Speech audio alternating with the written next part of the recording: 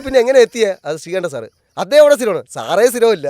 പിന്നെ എൻ്റെ അസ്ഥിരതയെക്കുറിച്ച് പറയണ്ടല്ലോ. കല്യാണം മുടങ്ങി, പക്ഷെ എന്നാലും എനിക്കൊരു മറുപടിയിൽ കല്യാണം മുടങ്ങി. പദസമ്പത്തിന്റെ പടക്കുതിരയെന്ന് ഞാൻ അന്നും ഇന്നും വിശ്വസിക്കുന്ന സാക്ഷാൽ അശ്വമേധം പ്രദീപിനെ ഈ മെലിഞ്ഞ കുതിര പിടിച്ചു കെട്ടി 1ാം സ്ഥാനം, 2ാം സ്ഥാനം. അതൊരു വല്ലാത്ത വിജയമാണ്, വലിയൊരു വിശേഷമാണ്. മീഡിയ പീഡിയയിൽ ഇന്ന് അതിഥിയായിട്ട് എത്തിയിരിക്കുന്നത് വർഷങ്ങളായി എനിക്ക് ഏറെ അടുപ്പമുള്ള ഒരു ആത്മമിത്രമാണ് അമരൻ ചേട്ടൻ. അമരൻ ചേട്ടൻ എന്ന് പറഞ്ഞാൽ ദൃശ്യമാധ്യമ രംഗത്തുള്ളവർക്ക് അദ്ദേഹം സുപരിചിതനായിരിക്കുന്നത് സതീഷ് അമരവിള അല്ലെങ്കിൽ അമരവിള സതീഷ് എന്നീ പേരുകളിലാണ്. കേരളത്തിനും തമിഴ്നാടിനും ഇടയിൽ അതിർത്തി പങ്കിടുന്ന അമരവിള എന്ന ദേശത്ത് ജനിച്ച് മലയാള സിനിമയിലെ ഒരുപാട് ലൊക്കേഷനുകളിലൂടെ യാത്ര ചെയ്ത് സിനിമാ സംബന്ധിയായ വാർത്തകൾ പല കാലഘട്ടങ്ങളിൽ എടുത്ത് വിവിധ ചാനലുകളിലൂടെ നമുക്ക് വിളമ്പിത്തരുന്ന അമരൻ ചേട്ടൻ എന്നെ സംബന്ധിച്ച് ഏഷ്യാനെറ്റിലുള്ള കാലത്ത് എൻ്റെ ഒരു ഗുരുതുല്യനായിരുന്നു. ആ ഒരു കാലത്ത് ഏറ്റവും കൂടുതൽ എന്നോട് ഞങ്ങൾ ഒന്നിച്ചുണ്ടായിരുന്ന ഒരു കാലത്ത് ഏറ്റവും കൂടുതൽ സംസാരിക്കുന്ന, ഏറ്റവും കൂടുതൽ വിശേഷങ്ങൾ ചർച്ച ചെയ്യുന്ന ഒരു അപാര വ്യക്തിത്വമാണ്. അപ്പോൾ കൂടുതൽ ആമുഖമൊന്നും ഞാൻ ഇനി നൽകുന്നില്ല. അമരൻ ചേട്ടാ, സ്വാഗതം. നമസ്കാരം. Mood on with media pedia, അതാണ് നമ്മുടെ ഈ സെഗ്മെന്റിന്റെ പേര്. മീഡിയ പീഡിയയിലേക്ക് നിങ്ങളുടെ ആദ്യത്തെ വരവാണ്. തീർച്ചയായും. സതീഷ് അമരവിളയാണോ അമരവിള സതീഷാണോ എന്നുള്ളതൊക്കെ തർക്ക വിഷയമാണ് പലപ്പോഴും. അപ്പോൾ നിങ്ങളെ സംബന്ധിച്ച് നിങ്ങൾ ഏറ്റവും കൂടുതൽ നിങ്ങളുടെ നാടിൻ്റെ പേരിൽ അറിയപ്പെടാൻ ആഗ്രഹിക്കുന്ന ഒരാളാണ്. അപ്പം നമുക്ക് അമരവിളയിൽ നിന്ന് പുളിയറക്കോണത്തേക്കുള്ള ആ ഒരു ജേണിയിൽ നിന്നാകാം നമ്മുടെ തുടക്കം. തീർച്ചയായും. ഈ പ്രോഗ്രാമിന്റെ പേര് mood on with media pedia. ഞങ്ങളുടെ നാട്ടിൽ ഒരു പഴഞ്ചൊല്ലുണ്ട് ജെമിനി, അതായത് നാട് മറന്നാലും മൂട് മറക്കല്ലെന്ന്. അത് നേരെ തിരിച്ചാണ്. അതായത് എനിക്ക് എൻ്റെ പേരിന്റെ മുമ്പ് അമരവിള വരണമെന്നുള്ളതാണ്. അതെ. സതീഷ് അമരവിള എന്ന് ഈ അടുത്ത കാലത്ത് ചിലർ പുസ്തകത്തിലൊക്കെ എഴുതുന്നുണ്ട്, പലരും വിളിക്കുന്നുണ്ട്. പക്ഷെ അമരവിള സതീഷ് എന്നറിയാം, കാരണം ഞാൻ ജനിക്കുന്നതിന് മുമ്പേ നാടുണ്ട്. ഏറ്റവും കൂടുതൽ ഈ നാട് പേരിന് മുന്നിൽ ഇരിക്കുന്നത് എനിക്ക് തോന്നുന്നു അടൂരാന്ന് തോന്നുന്നു. അടൂർ ഭവാനി, അടൂർ ഗോപാലകൃഷ്ണൻ. പിന്നെ എന്നെ അത്ഭുതപ്പെടുത്തുന്ന ഒരു മനുഷ്യൻ ജഗതി ചേട്ടനാ. അതെ അതെ. തിരുവനന്തപുരത്തിന്റെ ജഗതി എന്നുള്ള ബോർഡ് കാണുമ്പോൾ നമുക്ക് ജഗതി ചേട്ടന്റെ മുഖം. ജഗതി, അതുപോലെ മാള, ഒരു നാടിന്റെ പേരിൽ അറിയപ്പെടുന്ന കലാകാരന്മാരാണ്. ആകെ ഒരു സ്വപ്നവും ആഗ്രഹമാണ് ജീവിതത്തിൽ. അമരവിള കേൾക്കുമ്പോൾ എന്റെ മുഖം ഓർമ്മ വരണം. അപ്പൊ അല്ല, നമ്മൾ ഈ അമരവിള ചെക്ക് പോസ്റ്റ് മാത്രമാണ് ശരിക്ക് സുപരിചിതം. പിന്നെ ഈ പേര് വളരെ രസകരമായ ഒരു പേരാണ്. തമിഴുമായിട്ട് ഒരുപാട് ബന്ധമുള്ള ഒരു പൂർവ്വകാലമുണ്ട്. നിങ്ങൾ എനിക്ക് തോന്നുന്നു ഒരു 25 വർഷങ്ങളായിട്ട് ദൃശ്യമാധ്യമ രംഗത്തുണ്ട്. ഈ പോഡ്കാസ്റ്റ് എന്നുള്ള വാക്ക് കേൾക്കുമ്പോൾ അമരൻ ചേട്ടൻ തന്നെ എന്നോട് പറഞ്ഞിട്ടുള്ള ഒരു കാര്യങ്ങളാണ് ഓർമ്മ വരുന്നത്. എന്താണ് ബീകാസ്റ്റ് മീഡിയ? ഞാൻ ഇവിടെ ഇരിക്കുമ്പോൾ അത്ഭുതപ്പെടുന്ന വെച്ചാൽ പോഡ്കാസ്റ്റ് ആദ്യമായിട്ടാണ് എൻ്റെ ജീവിതത്തിലെ ആദ്യത്തെ പോഡ്കാസ്റ്റ് അനുഭവമാണ്. ആദ്യ പ്രണയം എന്നൊക്കെ പറയുന്ന പോലെ. പക്ഷേ ബീകാസ്റ്റ് മീഡിയ പണ്ടേ ഉണ്ട്. ചിറക്കളം റോഡിൽ ശ്രീകണ്ഠ സാറിന്റെ സ്ഥാപനമാണ് ബീകാസ്റ്റ് മീഡിയ. ഈ ശ്രീകണ്ഠൻ സാർ എന്ന് പറയുമ്പോൾ ശ്രീകണ്ഠൻ നായർ എന്ന് പറഞ്ഞ മലയാളിയെ ദൃശ്യമാധ്യമ രംഗത്ത് പല വിസ്മയങ്ങളും പഠിപ്പിച്ചിട്ടുള്ള ഒരു വലിയ വ്യക്തിയാണ്.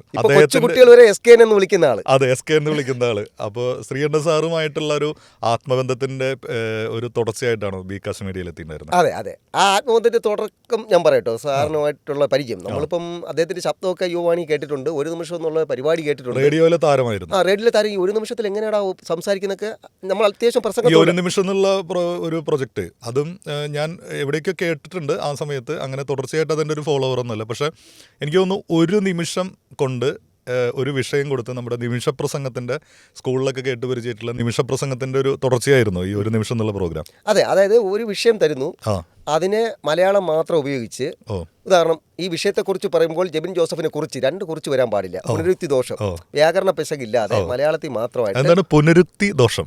അത് പണ്ടത്തെ വ്യാകരണം. MA മലയാളം പഠിച്ചിട്ട് എനിക്ക് പോലും ഇത്രയും വാക്കുകൾ വാട്സപ്പിലൂടെയാണ് മലയാളം പഠിക്കുന്നത്. എന്താണെന്ന് വെച്ചാൽ അവർ പറയുന്നതാണ് മലയാളം. അതല്ല, ഞാൻ പുനരുക്തി ദോഷമില്ലാതെ അതായത് ഒരു വാചകത്തിൽ ഒരിക്കലും കുറിച്ച് എന്ന് പറയാൻ പറ്റില്ല. അത് പ്രസംഗ വേദികളിലൊക്കെ നേതാക്കന്മാർക്ക് പറയാം, നിയമസഭയിൽ ആൾക്കാരുടെ പ്രസംഗം ഒരുപാട് തവണ വാക്കുകൾ ആവർത്തിക്കും സ്വാഭാവികമായിട്ട്. പക്ഷെ വാക്കുകൾ ഒരു വാചകത്തെ ആവർത്തിക്കാൻ പാടില്ല. പ്രസംഗത്തിലൊരു നിയമമാണത്. ഈ വിഷയത്തെക്കുറിച്ച് പറയുമ്പോൾ എൻ്റെ കുട്ടിക്കാലത്തെക്കുറിച്ച് 2 കുറിക്കേണ്ട ആവശ്യമില്ല, ഒരിക്കൽ കുറിച്ചാൽ പോലെ. ശരിയാണ്. അപ്പോൾ അങ്ങനെ ഈ ഒരു നിമിഷം എന്നുള്ള ആ ഒരു ഇതിൽ നിങ്ങൾ മത്സരാർത്ഥിയാവാൻ ആഗ്രഹിച്ചിരുന്നൊരു കാലം ഉണ്ടായിരുന്നു. കാരണം ഇതെങ്ങനെ ആകാശവാണി നമ്മൾ നോക്കുമ്പോൾ ഒരു വലിയ കൊട്ടാരോ പഴയ കാലത്ത്, അതിനകത്തോട്ട് കയറുമ്പം മറ്റു സെക്യൂരിറ്റിയൊക്കെ ഉള്ളതുകൊണ്ട് പറ്റില്ല. അപ്പോൾ ദൈവമായിട്ട് ഈ പ്രസംഗ തൊഴിലാളിയാണ്, ഈ ബംഗാളി തൊഴിലാളി എന്നുള്ള പ്രസംഗ തൊഴിലാളി. അപ്പം 1991 കേരള സർവകലാശാല യുവജനോത്സവം പന്തളം NSS കോളേജിൽ നടക്കുമ്പോൾ പദസമ്പത്തിന്റെ പടക്കുതിരയെന്ന് ഞാൻ അന്നും ഇന്നും വിശ്വസിക്കുന്ന സാക്ഷാൽ അശ്വമേധം പ്രദീപിനെ ഈ മെലിഞ്ഞ കുതിര പിടിച്ചു കെട്ടി 1ാം സ്ഥാനം, 2ാം സ്ഥാനം. അതൊരു വല്ലാത്ത വിജയമാണ്, വലിയൊരു വിശേഷമാണ്. ചിലരൊക്കെ തോപ്പിച്ചു കഴിഞ്ഞാൽ ചില പ്രമുഖരെയൊക്കെ അതെ തോപ്പിച്ചു അതെ നമ്മൾ ഒരു വലിയ ബെഞ്ച് മാർക്ക് ഇട്ട് നിൽക്കുന്ന ഒരാളെ തോൽപ്പിക്കുമ്പോഴാണ് ശരിക്കും നമ്മുടെ വിജയത്തിന് മൂല്യം കൊടുക്കുന്നത്. അല്ലെങ്കിൽ നമ്മളിപ്പോൾ ആരെങ്കിലും ഒരാളെ തോൽപ്പിച്ചു കഴിഞ്ഞാൽ അത് സ്വാഭാവികം എന്ന് പറയാൻ പറ്റുള്ളൂ. അതും ക്വിസിലല്ല, പോയിന്റ് പ്രസംഗ അതെ മത്സരം. അതെ അതെ. അപ്പൊ എനിക്ക് ഇപ്പോഴും ഓർമ്മയുണ്ട്, അപ്പൊ അത് വർഷം ഓർമ്മയുണ്ടോ? 91 കലാലയ കാലത്ത് അശ്വമേധത്തിലൂടെ വളരെ സുപ്രസിദ്ധനായിട്ടുള്ള GS പ്രദീപിനെ അമരവിള സതീഷ് തോൽപ്പിച്ചതിന്റെ പിന്നിൽ വേറെ കാര്യം. അന്ന് അമരവിള സതീഷ് ആയിരിക്കില്ല നിങ്ങളുടെ അന്ന് ധനുവച്ചപുരം കോളേജിലെ VTMNS കോളേജിലെ വി സതീഷ് ധനുവച്ചപുരം കോളേജിലാണ് പഠിച്ചത്. റിസൾട്ട് അനൗൺസ് ചെയ്യുന്നത് ഇങ്ങനെയാണ്: മലയാളം പ്രസംഗ മത്സരം 1ാം സ്ഥാനം കേരള സർവകലാശാല ജോലിമോത്സവമാണ്. V Satheesh, Dhanuvachapuram VTMNS college. ഞാൻ ഒരു കരിമ്പിൻ ജ്യൂസും കുടിച്ചുകൊണ്ടിരിക്കുകയാണ്. കരിമ്പിൻ ജ്യൂസ് കുടിച്ച മാത്രം ഓർമ്മയുണ്ട്. ഒരു കൂട്ടം ആൾക്കാർ ഒന്നിനെ പൊക്കിയെടുത്തോണ്ട്, കാരണം പ്രദീപിനോട് ശത്രുക്കളുണ്ട്, സ്ഥിരമായിട്ട് കൈയടക്കി വെച്ചിരിക്കുക. ഞാൻ നോക്കിയപ്പോൾ ഞാൻ എയറില്ല. അല്ല, അമരൻ ചേട്ടൻ അന്ന് ഈ ചിരിയും ഈ കുറിയും ഈ സംസാരമൊക്കെ ആയിട്ട് പരമാവധി ആൾക്കാരായിട്ട് മിത്രങ്ങളാക്കി വെച്ചിട്ടുള്ളത് കൊണ്ട്. അല്ല, എനിക്കെന്ന് വെച്ചാൽ എനിക്കൊരു ശത്രുതയില്ല അന്നൊന്നും പ്രദീപിനോട്. എന്റെ ജീവിതം വഴിതിരിച്ചു വിട്ടതും പ്രദീപാണ്. അത് പിന്നീട് പറഞ്ഞത്. അന്നത്തെ ഞാൻ പറഞ്ഞത് ഈ ആൾക്കാരൊക്കെ ആയിട്ട് പൊക്കിക്കൊണ്ടു പോകണമെങ്കിൽ നിങ്ങൾക്ക് അവിടെ ഒരു കുഴപ്പമില്ലാത്ത രീതിയിലുള്ള ഒരു വലിയ സൗഹൃദം എന്തായാലും അമരൻ ചേട്ടൻ ഉണ്ടായിരിക്കും. അതെ, ഈ പ്രസംഗ മത്സരം കേൾക്കാൻ വന്നവരുണ്ട്. അന്ന് ഈ സംഗീത മത്സരം പോലെ കേൾവിക്കാരുണ്ട്. പ്രസംഗം കേൾക്കാൻ വരും, നല്ല പ്രസംഗം കേൾക്കാൻ വരും. പ്രത്യേകിച്ചും സർവകലാശാലോത്സവം ആകുമ്പോൾ പ്രമുഖന്മാർ പങ്കെടുക്കും. MBBS പഠിക്കുന്നവർ, LLBക്ക് പഠിക്കുന്നവർ, അങ്ങനെയാണ്. അതെ, ഈ പ്രസംഗ മത്സരം കഴിഞ്ഞിട്ടാണ് ആളെ കണ്ടുമുട്ടുന്നതും. അല്ല, പരിചയപ്പെടുന്ന പ്രസംഗ മത്സര വേദിയിലുള്ള സൗഹൃദമുണ്ട്. പക്ഷെ എവിടെ പോയാലും 2-3 സ്ഥാനം നമ്മൾ ഉറപ്പിക്കും. 1ാം സ്ഥാനം പ്രദീപിനാണ്. അങ്ങനെയാണല്ലോ. പ്രദീപിന് വാക്കുകൾ ഓർമ്മിച്ച് വെക്കാനും, ചിലപ്പം ഖസാക്കിന്റെ ഇതിഹാസമാണ് കാണാതെ പഠിച്ച് പറയണമെങ്കിൽ പോലും ജഡ്ജസിന് പോലും മനസ്സിലാവില്ല അത് OV വിജയൻ സാറിന്റെ സാഹിത്യമാണ്. ഒരു കാക്കക്കാലിന്റെ തണൽ പോലും ഇല്ലാത്ത. ഇനി ഒരു കാര്യം കൂടെ പറഞ്ഞുതരാം. ഗൾഫ് യുദ്ധം നടക്കുന്ന സമയമാണ്. എണ്ണപ്പാട, പരിസ്ഥിതി പ്രശ്നം, കുവൈറ്റ് അധിനിവേശം, ഇതെല്ലാം കലാവുമതി പുറത്ത് 91 പറയുമ്പോൾ ഇറാഖ് കുവൈറ്റ് യുദ്ധം നടക്കുന്ന സമയത്ത് ഞാനൊക്കെ 4ാം ക്ലാസ് 5ാം ക്ലാസ് ആയിട്ടുള്ള. അപ്പൊ ഞാൻ ഫസ്റ്റ് DCയാ, BA politics in Dhanuvachapuram VTMNS college. ഞാൻ പുറത്തിറങ്ങി ഒരു കലാകൗമുദി വായിച്ചു. കലാകൗമുദിയിൽ എണ്ണപ്പാട, പരിസ്ഥിതി, ഈ ഗൾഫ് യുദ്ധം ഉണ്ടാക്കുന്ന പാരിസ്ഥിതിക പ്രത്യാഘാതങ്ങൾ, അത് നല്ല വിഷയമല്ലേ, പിടിക്കണമല്ലോ. പോയിന്റ് നേടി വാങ്ങിച്ചു. ഉച്ചയ്ക്കുള്ള വിഷയം എന്താണെന്ന് വന്ന് ഇന്ത്യൻ ജനാധിപത്യത്തിന്റെ ഭാവി. പക്ഷേ കലാകൗമുദി വായിക്കാൻ പോയപ്പോൾ ഒരു അത്ഭുതം നടന്നു. എന്നാ റേഡിയോ, ആകാശവാണി ജീവിതത്തിൽ മറക്കാൻ പറ്റാത്തതാണ്. ആകാശവാണിയുടെ വാർത്ത അന്ന് പ്രധാനമന്ത്രി ചന്ദ്രശേഖറായിരുന്നു. ചന്ദ്രശേഖർ പ്രധാനമന്ത്രി ആയിരിക്കും, ജനതാദളിൻ്റെ ചന്ദ്രശേഖർ പ്രധാനമന്ത്രി ആയിരിക്കുമ്പം രാജീവ് ഗാന്ധിയുടെ വസതിയിൽ രഹസ്യ പോലീസുകാർ ഒളിഞ്ഞു നോക്കി പോലും. കോൺഗ്രസ് പിന്തുണ പിൻവലിക്കുന്നു, സർക്കാരും താഴെ വീഴുന്നു, ന്യൂനപക്ഷം. ആ സമയത്ത് വാർത്ത കേട്ടു. ഇന്ത്യൻ ജനാധിപത്യത്തിന്റെ ഭാവി 12 മണിക്കാണ് പ്രസംഗിക്കാൻ കയറേണ്ടത്. അതെ, ആ സമയത്താണെങ്കിൽ 3 പ്രധാനമന്ത്രിമാർ ഇങ്ങനെ ബാക്ക് ടു ബാക്ക് മാറിക്കൊണ്ടിരിക്കുക. VP സിംഗ് വരുന്നു, അതിനുശേഷം ചന്ദ്രശേഖർ വരുന്നു, അതിനുശേഷം ഗുജറാൾ വരുന്നു. അപ്പോൾ ആ സമയത്താണെങ്കിൽ ഇപ്പോഴത്തെ പോലെയുള്ള ഒരു, അല്ലെങ്കിൽ ഇപ്പോൾ നമ്മൾ അതിന് മുമ്പോ ശേഷമോ നടന്നിട്ടുള്ള പോലെയുള്ള ഒരു സുസ്ഥിര ഭരണമായിരുന്നില്ല. VP സിംഗ് വരുന്നു, ചന്ദ്രശേഖർ വരുന്നു, IK ഗുജറാൾ വരുന്നു, അങ്ങനെ പ്രധാനമന്ത്രിമാർ ഇങ്ങനെ മാറിക്കൊണ്ടിരിക്കുകയാണ്. വിവരമുള്ള വിധികർത്താക്കൾ ആരോ ദീർഘവീക്ഷണത്തോടെ ഇട്ട വിഷയം. ഒരു വലിയ ജനാധിപത്യ രാജ്യത്തിന് ഭൂഷണമല്ലല്ലോ. ഈ വാർത്ത മാത്രം കിടക്കുന്നു. കലാവധി മൊത്തം മറിച്ച് നോക്കി പാരിസ്ഥിതിക പ്രശ്നമൊക്കെ പഠിച്ചുകൊണ്ടിരുന്നപ്പോൾ ഇതാണ് വിഷയം. പ്രദീപ് നേരത്തെ പ്രസംഗിക്കാൻ പോയി. അപ്പം നമുക്കൊരു പ്രശ്നം എന്ന് വെച്ചാൽ, പ്രസംഗ മത്സരത്തിന് മുമ്പം നമുക്ക് മുമ്പേ പോയതിൻ്റെ കയ്യടി കേട്ട നമ്മുടെ കോൺഫിഡൻസ് ലെവലിൽ പോകും. മേലെ കയറാൻ പറ്റുമെന്നുള്ള സംഭവം. കാരണം നമ്മൾ സംസാരിക്കുന്ന കേട്ടില്ല, അറിയാമല്ലോ പ്രസംഗത്തിന്റെ രീതി. 5 മിനിറ്റ് മുമ്പ് വിഷയം തരും, 4 മിനിറ്റ് ആകുമ്പോൾ വാണിംഗ് ബെല്ല്, അപ്പോഴേക്ക് ഉപസംഹാരമാവണം. ഞാൻ അവിടെ ചെന്നിരുന്നപ്പം ഫാനുണ്ട് സെമിനാർ ഹാളിൽ, ഒന്നും കറങ്ങുന്നില്ല. ഫസ്റ്റ് തുടക്കം ഇങ്ങനെയാണ്: ജബിനെ, പ്രിയപ്പെട്ടവരെ നമസ്കാരം. പങ്കകൾ കറങ്ങാതെ ഈ ചൂടുപിടിച്ച ഹാളിനുള്ളിൽ പങ്കപ്പാടോടെ ഇരിക്കുന്ന നിങ്ങളുടെ അതേ അവസ്ഥയാണ് ഇന്ത്യൻ ജനാധിപത്യത്തിന്. അപ്പോഴും കൈയടിച്ചില്ലെങ്കിൽ അതെ, കാരണം അതിലെ പ്രാസം, അതിലെ ഹാസ്യ സാഹിത്യം, ഈ പങ്കയും പങ്കപ്പാടും, ഈ ഉണക്കച്ചങ്കനായ എന്റെ വായിന്ന് അത് വന്നപ്പോൾ തന്നെ വിധികർത്താക്കളൊന്നും ഉണ്ടെന്ന്. പിന്നെ ഞാൻ, പ്രിയപ്പെട്ടവരെ, അന്നത്തെ ജനസംഖ്യ എത്രയെന്നല്ല, എത്ര കോടി ജനസംഖ്യയുള്ള രാജ്യത്തെ 2 രഹസ്യ പോലീസുകളുടെ ഒളിഞ്ഞുനോട്ടം കാരണം ഒരു സർക്കാർ താഴെ വീഴുമെങ്കിൽ, അങ്ങനെ തുടങ്ങി. എവിടുന്നൊക്കെയോ വാക്കുകൾ വന്നു. മത്സരത്തിൽ ആണ് നിങ്ങൾക്ക് 1ാം സ്ഥാനം കിട്ടിയത്. സർവകലാശാല ജോലിസ്ഥലത്ത് 1ാം സ്ഥാനം കിട്ടിയത് മാത്രമല്ല, അതിപ്പോൾ ഒരു 5 മിനിറ്റ് നന്നായിട്ട് ഈ പ്രാസവും നർമ്മവും ഒക്കെ ഉണ്ടെങ്കിലും കിട്ടും. വ്യത്യസ്തമായ പ്രസംഗമാണെങ്കിൽ മാർക്ക് ഇടും. 3 ജഡ്ജസിന്റെ മാർക്ക് ഒരുമിച്ച് കൂട്ടിയാണല്ലോ. ഒരാൾ നമുക്ക് 100-88 ഇട്ടാൽ അത്രയും മാർക്ക് കവർ ചെയ്യണമല്ലോ. ജഡ്ജസ് സാമുവൽ ചന്ദനപ്പള്ളി സാറ് വലിയ പ്രമുഖരായിരുന്നു. ചന്ദനപ്പള്ളി സാറിൻ്റെ പേര് എനിക്ക് ഓർമ്മയുണ്ട്. പിന്നീട് പിൽക്കാലത്ത് MG യൂണിവേഴ്സിറ്റിയുടെ VC ആയിരുന്ന അവരുടെ പേര് ഞാൻ ഇപ്പോൾ ഓർക്കുന്നില്ല. ബട്ട് പ്രസംഗ മത്സരത്തിൽ വിജയിച്ചു കഴിഞ്ഞപ്പം ഈ ആഘോഷയാത്ര, കരിമ്പിൻ ജ്യൂസ് കഴിക്കുന്നിടത്തുനിന്ന് ആഘോഷയാത്ര വന്നു. എന്നെ പ്രദീപ് ഒന്ന് കെട്ടിപ്പിടിക്കുന്നു. കാരണം പ്രസംഗ മത്സരം എന്ന് വെച്ചാൽ കുത്തക പ്രദീപിനാണ്. അപ്പോൾ അത് കഴിഞ്ഞിട്ട് അടുത്ത ട്വിസ്റ്റ്, ആകാശവാണിയിൽ ആരൊക്കെയോ വിളിച്ചു പറയുന്നു ഫോണ്, STD ബൂത്തിൽ നിന്ന്. ആരെ? ശ്രീകണ്ഠ സാറിനെ. സാറിൻ്റെ ശിഷ്യൻ GS പ്രദീപ് GS പ്രദീപ് ജയിച്ചല്ലേ പ്രസംഗത്തിൽ? ഇല്ല, തോറ്റു സാറേ. അല്ല, ഞാൻ എനിക്ക് സാറിൻ്റെ നമ്പർ ഇല്ല. പ്രദീപിന് അന്നും ഇന്നും ശത്രുക്കളുണ്ട്, മിത്രങ്ങളും ഉണ്ട്. പക്ഷെ ഇവൻ തോറ്റ സന്തോഷം പന്തളത്ത് നിന്ന് STD ബൂത്തിൽ നിന്ന് കോയിൻ ഇട്ട് വിളിച്ചു പറഞ്ഞിരിക്കുന്ന ആകാശവാണി. അപ്പൊ അടുത്ത ജസ്റ്റ് മിനിറ്റിന്, അതായത് 1 നിമിഷത്തിന് പ്രദീപ് പോയപ്പം സാറ് പറഞ്ഞു ആകാശവാണിയിൽ ഈ കടുവയെ പിടിച്ച കിടുവയെ എനിക്കൊന്ന് പരിചയപ്പെടണമല്ലോ. അതായത് പ്രദീപിനെ തോപ്പിച്ച കിടുവയെ പിടിക്കും. ഇവൻ എൻ്റെ തൊട്ടടുത്ത് പട്ടണ സാഹിബ് എന്ന് പറയും, എൻ്റെ വീടിൻ്റെ തൊട്ടടുത്ത് പട്ടണ സാഹിബ് എന്നാണ് പറയേണ്ടത്, അരി ബിസിനസ്സുകാരനാണ്. അദ്ദേഹത്തിൻ്റെ വീട്ടിലാണ് ശ്രീകണ്ഠ സാർ ഉൾപ്പെടെ ഫോൺ വിളിക്കുന്നത്. അപ്പോൾ മുകളിൽ കയറി വിളിക്കും. എൻ്റെ വീട്ടിലെ പേര് അജിക്കുട്ട എന്നാണ് വീട്ടിലെ പേര്. അപ്പോൾ പട്ടണ സാഹിബ് ഇപ്പോൾ ഇത് ആരോഗ്യപരമായിട്ട് അവശതയിൽ കിടക്കുകയാണ് അദ്ദേഹം മോളി വയ്ക്കും, അജിക്കുട്ട ആകാശവാണിയിൽ നിന്ന് ശ്രീകണ്ഠൻ നായർ വിളിച്ചു, നാളെ റെക്കോർഡിംഗ് ഉണ്ട്. ഇതാണ് സംഭവം. പോയി പറയുക. വലിയ ഞെട്ടലായിരിക്കും. അല്ല ഞാൻ പറഞ്ഞ അത് പിന്നെയുള്ള കാര്യം. PP എന്ന് വെച്ചാൽ പോയി പറയുക.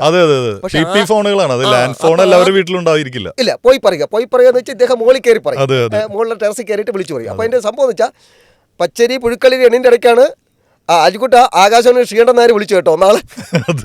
സാറിൻ്റെ ഇപ്പോഴത്തെ എനിക്ക് ഭയങ്കരമായിട്ട് ആ ഓർമ്മ ഇങ്ങനെ മനസ്സിലിരിക്കുകയാണ്. അവിടെ പ്രദീപിൻ്റെ ഫോൺ വരുന്നു, എടേ നീ നാളെ ആകാശവാണി എന്ന് പറയണം, നല്ല ഡ്രസ്സൊക്കെ ഇട്ടുകൊണ്ട് വരണം. ഉള്ള കാര്യം പോലെ രാമചന്ദ്രൻ ടെക്സ്റ്റൈൽസിൻ്റെ ഒരു കവർ, പഴയ കവർ, പാരഗണിൻ്റെ ചെരുപ്പ്, ഒരു ഒറ്റ മുണ്ട്, ഒരു ഷർട്ട്, തേക്കാത്ത ഷർട്ട്. ഇതാണ് അന്നത്തെ അമരവള സതീശിൻ്റെ വേഷം. അന്നത്തെ സതീശ് വെച്ചാൽ വെറും സതീഷ്.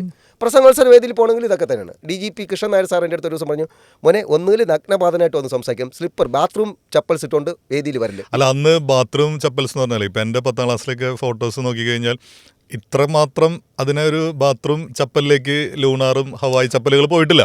നമ്മളൊക്കെ സ്കൂളിൽ പഠിക്കുമ്പോൾ കൂടുതലും ഹവായി ചപ്പൽ തന്നെയാണ് ഇട്ടിട്ടുള്ളത്. ഇപ്പം ഞാൻ പ്രൈസ് വാങ്ങുന്ന ഫോട്ടോസിലോ അല്ലെങ്കിൽ ഞാൻ എൻ്റെ സ്കൂൾ ഫോട്ടോയിലൊക്കെ ഞാൻ ഈ ചപ്പലാണ് ഇട്ടിട്ടുള്ളത്. കാരണം അന്ന് ലൂണാർ ഇടുന്ന അതൊരു രസമാണ്. അതൊരു കാലഘട്ടമാണ് 90 എന്ന് പറഞ്ഞാൽ.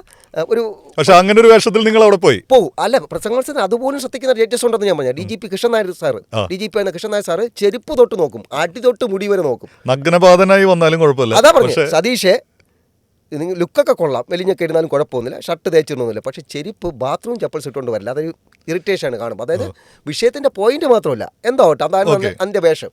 ഇത് മാറ്റിയിട്ട് വരണമെന്നോ. ഞാൻ പിന്നെ അന്ന് പാൻറ് ആക്കിയെന്നോണോ. ഞാൻ ചെല്ലുമ്പോൾ പ്രദീപ് വഴുതക്കാട് നിൽക്കുകയാണ്. പ്രദീപാണ് എന്നെ ആനയിക്കുന്നത്. ഞാൻ നോക്കുമ്പോൾ GS പ്രദീപ്. അതായത് മനസ്സിലാക്കണം ജബിനെ, ഞാൻ തോപ്പിച്ചവൻ എന്നെ സ്വീകരിക്കാൻ നിൽക്കുകയാണ്. കാരണം ഞാൻ ഹൃദയവിശാലതയാണ്, വലിയ ഹൃദയവിശാലത. ഞാൻ ഇപ്പോഴും വളരെ മനസാക്ഷിയോടെ പറയാം, അമരവള സതീഷ് ദൃശ്യമാധ്യമ രംഗത്ത് എന്തെങ്കിലും ആയിട്ടുണ്ടെങ്കിൽ അത് ശ്രീകണ്ഠ സാറിനെ പരിചയപ്പെട്ടിട്ടാണ്. ആ പരിചയപ്പെടലിന് ചുവന്ന പരവതാനി വിരിച്ചത് സാക്ഷാൽ GS പ്രദീപാണ്. അത് ഞാൻ തോപ്പിച്ചവൻ. അവൻ്റെ മുന്നിലൂടെയാണ് എതിരാളികൾ കൊണ്ട് ഞാൻ ജയിച്ചതിലാണ് സന്തോഷം.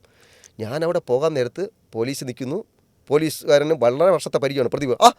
പ്രദീപെ കാണാനില്ലല്ലോ. എൻ്റെ ജീവിതത്തിൽ ഇന്നും ഒരു പോലീസുകാരൻ കുശലാന്വേഷണം നടത്താത്തോണ്ട് ചോദിച്ചു, ഭഗവാനേ ഇവൻ ഇവിടുത്തെ പുലി തന്നെ. അവിടെ ചെന്ന് സാറിൻ്റെ മുമ്പ് ചെന്നിട്ട് സാറ് പ്രദീപേ, നമ്മുടെ ധനുച്ചിറക്കുളയിലെ കക്ഷി വന്നോ, പ്രദീപിനെ മലർത്തിയടിച്ച വീരൻ. സാർ ഇതാ നിൽക്കുന്നു. സാറ് ഞെട്ടി, അപ്പുറത്ത് വയലും വീട് ഇരിക്കുന്ന വാര്യർ സാറ് ഞെട്ടി. അതെ, വന്നത്തെ പ്രദീപിനേക്കാൾ ഇത്തിരി കട്ടിയും കനമുള്ള ഒരുവൻ, അല്ലെ ജീൻസൊക്കെ ഇട്ട് ഗംഭീരമായിട്ട് വരും. അടുത്ത ഘട്ടത്തിൽ ശ്രീകണ്ഠ സാറിൻ്റെ ശബ്ദം, എല്ലാവരും വരൂ, പ്രദീപിനെ തോപ്പിച്ച ആളിതാ നിൽക്കുന്നു. എല്ലാവരും ഈ അത്ഭുത ജീവിയൊക്കെ ഇല്ലേ, മറ്റേ കടലിൽ നിന്നൊക്കെ കിട്ടൂലേ. കാരണം എൻ്റെ മൊത്തത്തിലേ ഞാൻ ആകാശവാണി ആദ്യമായിട്ട് കയറിയ ജബിനെ എനിക്ക് ഇപ്പോഴും അറിയാം. ഒരു പിരിയൻ ഗോവണിയുണ്ട്, മരപ്പലക. അതിൽ നമ്മൾ ചവിട്ടുമ്പം ശബ്ദം കേട്ട് പോകും. തിരുവനന്തപുരം ആകാശവാണി ഭക്തിവിലാസം കൊട്ടാരത്തിൽ ആ പിരിയൻ ഗോവണിയിലെ മരപ്പലക പാകി ആ ഗോവണി പടി കയറി സാറിൻ്റെ മുമ്പിൽ ചെന്ന ആ ദിവസമാണ് എൻ്റെ ജീവിതത്തിലെ വഴിത്തിരിവ്. ആ കൈ കൊടുപ്പിച്ചത് GS പ്രദീപാണ്. പിന്നെ ഞാൻ ആദ്യത്തെ ജസ്റ്റ് മിനിറ്റ് ഒരു അക്ഷരം മിണ്ടിയില്ല. അതായത് ഇതുപോലത്തെ മൈക്കില്ലേ, ഇതിപ്പോൾ 2 കാര്യം ഞാൻ പറയും. സിംഫണി കൃഷ്ണകുമാർ സാറിൻ്റെ അവിടെ ഈ മൈക്ക് ഞാൻ കണ്ടിട്ടുണ്ട്. പിന്നെ ആകാശവാണി ഇത് മൈക്ക് ഇതിൻ്റെ സുക്ഷരങ്ങൾ നോക്കി ഞാൻ ഇങ്ങനെ ഒരു അക്ഷരം. അടുത്തത് സംസാരിക്കേണ്ടത് ധനുവിച്ചുരം BTNS കോളേജ് V സതീശന്. മാരുതല്ല് വല്യമ്മേ മതിലടിഞ്ഞ് വരുന്നു. പറഞ്ഞോളൂ. അപ്പോൾ പ്രദീപ് എന്താ നോക്കണേ, അത് വിഷയം ഇങ്ങനത്തെ നർമ്മ വിഷയങ്ങളാണ്. അതൊരു വിഷയമാണ്. അതെ, മാറുന്നില്ല വല്യമ്മേ മതിലിടിഞ്ഞു വരുന്നു. അത് ബെർലിൻ മതിലും ആവാം, നമ്മുടെ നാട്ടിലെ കയ്യാലയാവാം, അങ്ങനത്തെ വിഷയം. എങ്കിലും എൻ്റെ ഗോപാലകൃഷ്ണ, മാവേന്ന് വീണവന്റെ തലയിൽ മാടി ചവിട്ടി. എങ്ങനെയുണ്ട് വിഷയങ്ങൾ? അല്ല, ഗാസ പ്രശ്നം, ഉക്രൈൻ പരിപാടി, ആമസോൺ പാളിയിൽ വിള്ളൽ വീണോന്നും ഇവിടെ വിഷയം വേണ്ട. ഇല്ല, അതിന് ആരാധകരുണ്ടായിരുന്നു. പ്രശ്നം എന്ത് പറ്റിയെന്ന് വെച്ചാൽ സാറിൻ്റെ വിഷയമൊക്കെ ഞാൻ കേട്ടു. അപ്പോൾ തുടങ്ങാൻ താമസിച്ച തടസ്സം വിളിക്കാം, നോട്ട് ദ പോയിന്റ്. അപ്പോൾ പ്രദീപ് തന്നെ മറ്റുള്ളവർ പറഞ്ഞു തുടക്കക്കാരനാണ്. അപ്പോൾ അവിടെ ചെന്നപ്പോൾ ഹീറോ പരിവേഷം നിന്നാൽ പങ്കെടുക്കുന്ന ആരൊക്കെയെന്ന് പറഞ്ഞുതരാം. മാറുന്നില്ല വല്യമ്മേ മതിലിടിഞ്ഞു വരുന്നു. അപ്പൊ അതൊരു വിഷയമാണ്. അതല്ലാണ്ട് നമ്മൾ ഈ ഓസോൺ പാളിയിൽ വിള്ളൽ വീണ കഥയൊന്നും അവിടെ വേണ്ട. ഒന്നുമല്ല, ബെർലിൻ മതിൽ തകർന്നതുമല്ല, അതൊന്നുമില്ല. മാവേന്ന് വീണവന്റെ തലയിൽ മാടി ചവിട്ടി. എന്റെ ദൈവമേ, ഗാസ യുദ്ധം ട്രംപ് പരിഹരിച്ചത് എങ്ങനെയാണ്? ഫണ്ടാണ് അവിടുത്തെ ഒരു മെയിൻ ട്രിഗർ ചെയ്യുന്ന കാര്യം. അത് സരസമായ വിഷയങ്ങൾ സരസമായിട്ട് സംസാരിക്കാം. തുടങ്ങാൻ താമസിച്ചാലും കൂടെ ഉള്ളവർക്ക് തടസ്സം വിളിക്കാം. ഇതാണ് ഒരു നിമിഷം എന്നുള്ള പ്രോഗ്രാം. അതെ, വളരെ കുറച്ച് മത്സരത്തിൽ വന്നിട്ടുണ്ടെങ്കിലും വ്യവസായ വകുപ്പ് പ്രിൻസിപ്പൽ സെക്രട്ടറി ആയിരിക്കുന്ന മുഹമ്മദ് അനീഷ് സാറ്, ഞാൻ ഇപ്പോൾ സാറിനെ വിളിക്കാവും, പഴയ സുഹൃത്താണ് ഒരു നിമിഷത്തിൽ, മുഹമ്മദ് അനീഷ് IAS, അദ്ദേഹം വരെ ഇതിൽ പങ്കെടുത്തിട്ടുണ്ട്. എസ് ഐഷ, സൂര്യ തങ്കപ്പൻ IPS, അശ്വമേധം പ്രദീപ്, ഇപ്പോഴത്തെ അനീഷ് ചേക്കാരനാട്, പിന്നെ ഈ പാവം ഞാനും, ഇങ്ങനെ ഒരുപാട് PR വന്ദന ഏഷ്യാൻ ന്യൂസിലെ. അപ്പോൾ ഇവരൊക്കെ പങ്കെടുത്തിട്ടുണ്ട്. ഇവരോടൊക്കെ ഈ പ്രദീപിൻ്റെ ഹൃദയവിശാലത, ജബിൻ നോട്ട് ദ പോയിന്റ്. അതെ, തുടക്കക്കാരനാണ്, പേടിപ്പിക്കല്ലേ. അപ്പോൾ എന്നോട് 2 പ്രാവശ്യം സാർ ആവർത്തിക്കുന്നു, ഋഷികണ്ഠ സാറ്, ധനുച്ചരം BTNS കോളേജിലെ V സതീഷ് തുടങ്ങൂ. ഞാൻ ഇല്ല, സുഷിരങ്ങൾ എണ്ണിക്കൊണ്ടിരിക്കുക, മൈക്രോഫോണിൻ്റെ തുടങ്ങാൻ പറ്റിയില്ല, അവസരം തന്നു. അതൊരു തുടക്കമായിരുന്നു. അന്ന് തൊട്ട് സാറിനോടൊപ്പം ഒരു യാത്ര, ഇടക്കാൾ കുറച്ച് പറഞ്ഞ പോലെ മദ്രാസിലൊക്കെ പോയെങ്കിലും സാറിനോടൊപ്പം ആരോ പറഞ്ഞില്ലേ, പാർട്ടി പിളരാൻ നേരത്തെ ഇറങ്ങി വന്നതിൽ ജീവിച്ചിരിക്കുന്ന ഏക വ്യക്തി എന്ന് പറഞ്ഞ പോലെ അന്ന് തുടങ്ങിയ ഒരു നിമിഷം ബന്ധത്തിൽ സാറിനോടൊപ്പം. പിന്നീട് ഒരു നിമിഷം എന്ന പ്രൊജക്ട് കഴിഞ്ഞു. പിന്നെ ആകാശവാണിയിൽ നിന്ന് അദ്ദേഹം ദൂരദർശനിലേക്ക് ഈ പ്രോഗ്രാമായിട്ട് പോയി. ഇതേ പ്രോഗ്രാം ദൂരദർശനിൽ ചെയ്തു. പലരും കരുതുന്നത് ശ്രീകണ്ഠ സാറിന്റെ ആദ്യത്തെ പ്രോഗ്രാം നമ്മൾ തമ്മിൽ ടോക്ക് ഷോ, ഒരിക്കലുമല്ല. അതല്ലെന്ന് എനിക്കറിയാം. കാരണം എന്നെ പോലെ ശ്രദ്ധിക്കുന്ന കാരണം ഞാൻ ശ്രീകണ്ഠ സാർ എന്നുള്ള വാക്കും ആ ഒരു കാഴ്ചയെ ആദ്യമായിട്ട് കാണുന്നത് അദ്ദേഹം ഒരു ന്യൂസ് റീഡറായിട്ട് ഈ തിങ്കൾ ചൊവ്വ ആ ദിവസങ്ങളിൽ അത് കൂടുതൽ കണ്ടിരുന്നത്. ദൂരദർശനിൽ ബ്ലാക്ക് ആൻഡ് വൈറ്റിലാണ് ഞാൻ അദ്ദേഹത്തിന്റെ ഫേസ് ആദ്യമായിട്ട് കാണുന്നത്. കൂട്ടത്തിൽ പ്രൊഫൈൽ എഴുതിയപ്പോൾ അത് സൂചിപ്പിച്ചു. KP നമ്പൂതിരിസിന്റെ പ്രൊഫൈൽ എഴുതിയത് ജെബിൻ ജോസഫ്. അതൊരു ഭാഗ്യമാണ്. ചരിത്രം മാറ്റിമറിച്ച ഒരു വ്യക്തിയുടെ ഭാഗ്യം തന്നെയാണ്. അപ്പൊ അന്നാണ് ഈ ദൂരദർശനിലെ ഒരു ന്യൂസ് റീഡറായിട്ടാണ് ഞാൻ അദ്ദേഹത്തെ ആദ്യമായിട്ട് ഞാൻ കാണുന്നത്, ഞാൻ സ്കൂളിലൊക്കെ പഠിക്കുന്ന സമയത്ത്. അപ്പൊ ഈ ആകാശവാണി കാലം കഴിഞ്ഞിട്ട് അദ്ദേഹം ദൂരദർശനിലായിരുന്നു. അല്ല, അങ്ങനെയല്ല, ആകാശവാണി ഇരിക്കുമ്പോൾ തന്നെ ദൂരദർശനിൽ പ്രോഗ്രാം അവതരിപ്പിക്കാം. ആ കൂട്ടത്തിൽ പോയി സാറിന്റെ ഫസ്റ്റ് ക്യാമറ വെച്ച് ക്യാമറയുടെ മുമ്പ് നിൽക്കുന്ന നമ്മളുമായിട്ടാണ്. പ്രദീപ്, ഞാന്, അനീഷ്, ഐഷ, സൂര്യ. അന്ന് മുഹമ്മദ് അനീഷ് സാർ ഇല്ലെന്ന് എനിക്ക്. അത് ഈ ബീകാസ്റ്റ് മീഡിയ എന്ന് പറഞ്ഞ അല്ല, അത് ദൂരദർശന്റെ ഓൺ പ്രൊഡക്ഷൻ ആയിരുന്നു. ഈ ബീകാസ്റ്റ് മീഡിയയും ഈ ദൂരദർശൻ തമ്മിലുള്ള ഒരു കണക്ഷൻ, അതിനെ പറ്റിയിട്ടൊന്ന്. ബീകാസ്റ്റ് മീഡിയയും ദൂരദർശനുമായിട്ട് കണക്ഷൻ ഇല്ല. PR ശാരദ മാം ആയിരുന്നു ഈ ഷോയുടെ ഡയറക്ടർ ഒരു നിമിഷം. ആ ഷോ വളരെയധികം ശ്രദ്ധിക്കപ്പെടുകയും ദൂരദർശനിൽ. അത് കഴിഞ്ഞിട്ട് ഏഷ്യാനെറ്റിലേക്ക് വന്നു. ഡയാന സിൽവസ്റ്റർ മാഡം പ്രൊഡ്യൂസറായിട്ട്. ഏഷ്യാനെറ്റ് അപ്പോഴും സ്ഥിരം കുറ്റികളാണ്, നമ്മൾ സ്ഥിരം ബംഗാളി തൊഴിലാളികളാണ് പാചകടിയിലെ. ബീകാസ്റ്റ് മീഡിയ സാറ് സ്വന്തമായിട്ട് എനിക്ക് തോന്നുന്നു ആകാശവാണി കാലഘട്ടത്തിൽ നിന്ന് മാറിയതിന് ശേഷം ആകാശവാണിയിൽ അദ്ദേഹം ഒരു സ്റ്റാഫായിട്ടായിരുന്നു. സ്വയം ആകാശവാണിയിൽ നിന്ന് സാറ് സ്വയം വിരമിച്ചിട്ടാണ് ഈ ചുഴയും മലരിയും ചുഴലിക്കാറ്റും ഒക്കെ ഉള്ള ഈ മലയാള ടെലിവിഷൻ രംഗത്തേക്ക് സുരക്ഷിതമായ ജോലി വിട്ടിട്ട് എടുത്തിട്ടാണ്. അപ്പൊ എനിക്ക് ആ ആകാശവാണിയിൽ നിന്ന് അതിനുശേഷം പിന്നീട് ആകാശവാണിയിൽ പ്രൊജക്ടുകൾ ചെയ്യുന്നതും ദൂരദർശനിൽ പ്രൊജക്ടുകൾ ചെയ്യുന്നതൊക്കെ ഫ്രീലാൻസ് ആയിട്ടാണ് ആയിരുന്നു. എനിക്ക് തോന്നുന്നു ഏഷ്യാനെറ്റ് വന്നതിന് ശേഷം സാർ അങ്ങനെ ആകാശവാണി ദൂരദർശൻ പ്രൊഡക്ഷൻ, അതായത് നമ്മുടെ അതില്ല. ഞാൻ പറഞ്ഞത് അവിടെ നിന്ന് വന്നതിന് ശേഷം ഇപ്പോൾ നാഗർകോവിലിൽ നിങ്ങൾ പറഞ്ഞ പോലെ സ്റ്റേഷൻ ഡയറക്ടറായിട്ട് ഇരുന്ന ഒരു കാലഘട്ടം അവിടെ നിന്ന് റിസൈൻ ചെയ്യുന്നു. അതിനുശേഷമാണ് സ്വന്തം പ്രൊഡക്ഷനുകൾ പാരലലി നടക്കുന്നു. ഒപ്പം തന്നെ ആകാശവാണി പിന്നീട് ദൂരദർശനൊക്കെ വേണ്ടിയിട്ട് പ്രൊജക്ടുകൾ സ്വന്തമായിട്ട് ചെയ്യുന്നു. ബീകാസ്റ്റ് മീഡിയ സാറിന്റെ സ്വന്തം പ്രൊഡക്ഷൻ ഹൗസ് ആയിരുന്നു. അപ്പോൾ ബീകാസ്റ്റ് മീഡിയയിലൂടെ പോഡ്കാസ്റ്റ് അതിന്റെ ഷോർട്ട് ഫോം ആണ്. ചിറക്കുളം റോഡിലെ ബീകാസ്റ്റ് മീഡിയ. നമ്മൾ ഈ പോഡ്കാസ്റ്റ് എന്നുള്ള വാക്കൊക്കെ ഇപ്പൊ പറയുന്ന പോലെ ഞാൻ ബീകാസ്റ്റ് മീഡിയയിൽ ഉറങ്ങിക്കിടന്ന് വർക്ക് ചെയ്തപ്പോ ഒന്നും ഈ പോഡ്കാസ്റ്റ് വന്നിരിക്കുന്നില്ല. പോഡ്കാസ്റ്റ് ഇപ്പൊ അടുത്ത് വന്നൊരു കാര്യമാണ്. അപ്പോൾ അല്ല, എനിക്ക് തോന്നുന്നത് ഇപ്പം പലരും നമ്മളൊക്കെ ഉള്ള ഒരു കാലത്ത് ഏഷ്യാനെറ്റിൽ സ്റ്റാഫ് ആവാൻ നോക്കുന്നു. ഏഷ്യാനെറ്റിന്റെ ഒരു ടാഗ് ഉള്ള ഒരു കാർഡ് നമ്മുടെ കഴുത്തിൽ തൂക്കാൻ നമ്മൾ കൊതിക്കുന്നു. Program producer, assistant program producer, അങ്ങനെ ഒരു സ്ഥിരജോലി കൊതിക്കുന്ന ഒരു സമയത്ത് ഉള്ള സ്ഥിരജോലി റിസൈൻ ചെയ്ത് സ്വന്തമായൊരു പ്രൊഡക്ഷൻ ഹൗസ് ഇട്ട് സ്വന്തമായി ഒരു ബ്രാൻഡിങ്, ഇന്ന് നമ്മൾ ഏറ്റവും കൂടുതൽ പറയുന്ന വാക്കാണ്, നമുക്കൊരു ബ്രാൻഡാവണം എന്നാലേ നമ്മളെ പല ചാനലുകളും വിളിക്കുള്ളൂ എന്ന് പറയുന്നത്. അപ്പോൾ ഇതിനൊക്കെയുള്ള ഒരു ടെക്സ്റ്റ് എന്നുള്ള രീതിയിൽ ഇൻഡസ്ട്രിയിൽ ഇന്നും അന്നും എന്നും ഏറ്റവും മുൻനിരയിലുള്ള ഒരു വലിയ വ്യക്തിത്വം തന്നെയാണ് എനിക്ക് തോന്നുന്നു ഇന്ന് നമ്മൾ വിളിക്കുന്ന SKN സാറ്. തീർച്ചയായും. അപ്പോൾ അന്ന് അദ്ദേഹം ഈ ബീകാസ്റ്റ് മീഡിയയുടെ പ്രവർത്തനങ്ങൾ എങ്ങനെയൊക്കെയായിരുന്നു? ബീകാസ്റ്റ് മീഡിയ ശരിക്കും പറഞ്ഞാൽ ഏഷ്യാനെറ്റ് റേഡിയോ ഉണ്ടായിരുന്നു ഗൾഫിൽ, 657 എന്നാണ് എനിക്ക് ഓർമ്മ. അവിടെ അലിയാർ സാറൊക്കെ ശബ്ദം കൊടുക്കാൻ വന്നിട്ടുണ്ട്. അപ്പോൾ അലിയാർ സാറൊക്കെ ശരിക്കും നേരിട്ട് പരിചയപ്പെടുന്ന അവിടെ വെച്ചാൽ അവിടെ ഒരുപാട് പ്രൊഡക്ഷൻ നടക്കുന്നു. മകേഷ് കണ്ണൂർ പുള്ളിക്കായിരുന്നു തിരുവനന്തപുരത്ത് സെക്രട്ടറിന്റെ താഴെ ചിറക്കുളം റോഡ് വഞ്ചിയൂരേക്ക് പോകുന്നു, വഞ്ചിയൂർ കോടതിയിലേക്ക് പോകുന്നു, ജനറൽ ഹോസ്പിറ്റൽ റോഡിന് ഇപ്പുറത്ത് ചിറക്കുളം റോഡ് ബീകാസ്റ്റ് മീഡിയ എന്ന് വെച്ചാൽ നേരെ കത്ത് കിട്ടും. അവിടുത്തെ ഒരു സത്യം പറയല്ലോ, KR ഗോപികൃഷ്ണൻ ഓ അവിടുത്തെ ഈ ഗൾഫ് ന്യൂസിന്റെ ഏഷ്യൻ റേഡിയോയ്ക്ക് വേണ്ടിയുള്ള ഗൾഫ് ന്യൂസിന്റെ ഹെഡ് അദ്ദേഹമായിരുന്നു. ഓ നമ്മുടെ KR ഗോപികൃഷ്ണൻ 24-ലെ എക്സിക്യൂട്ടീവ് എഡിറ്റർ.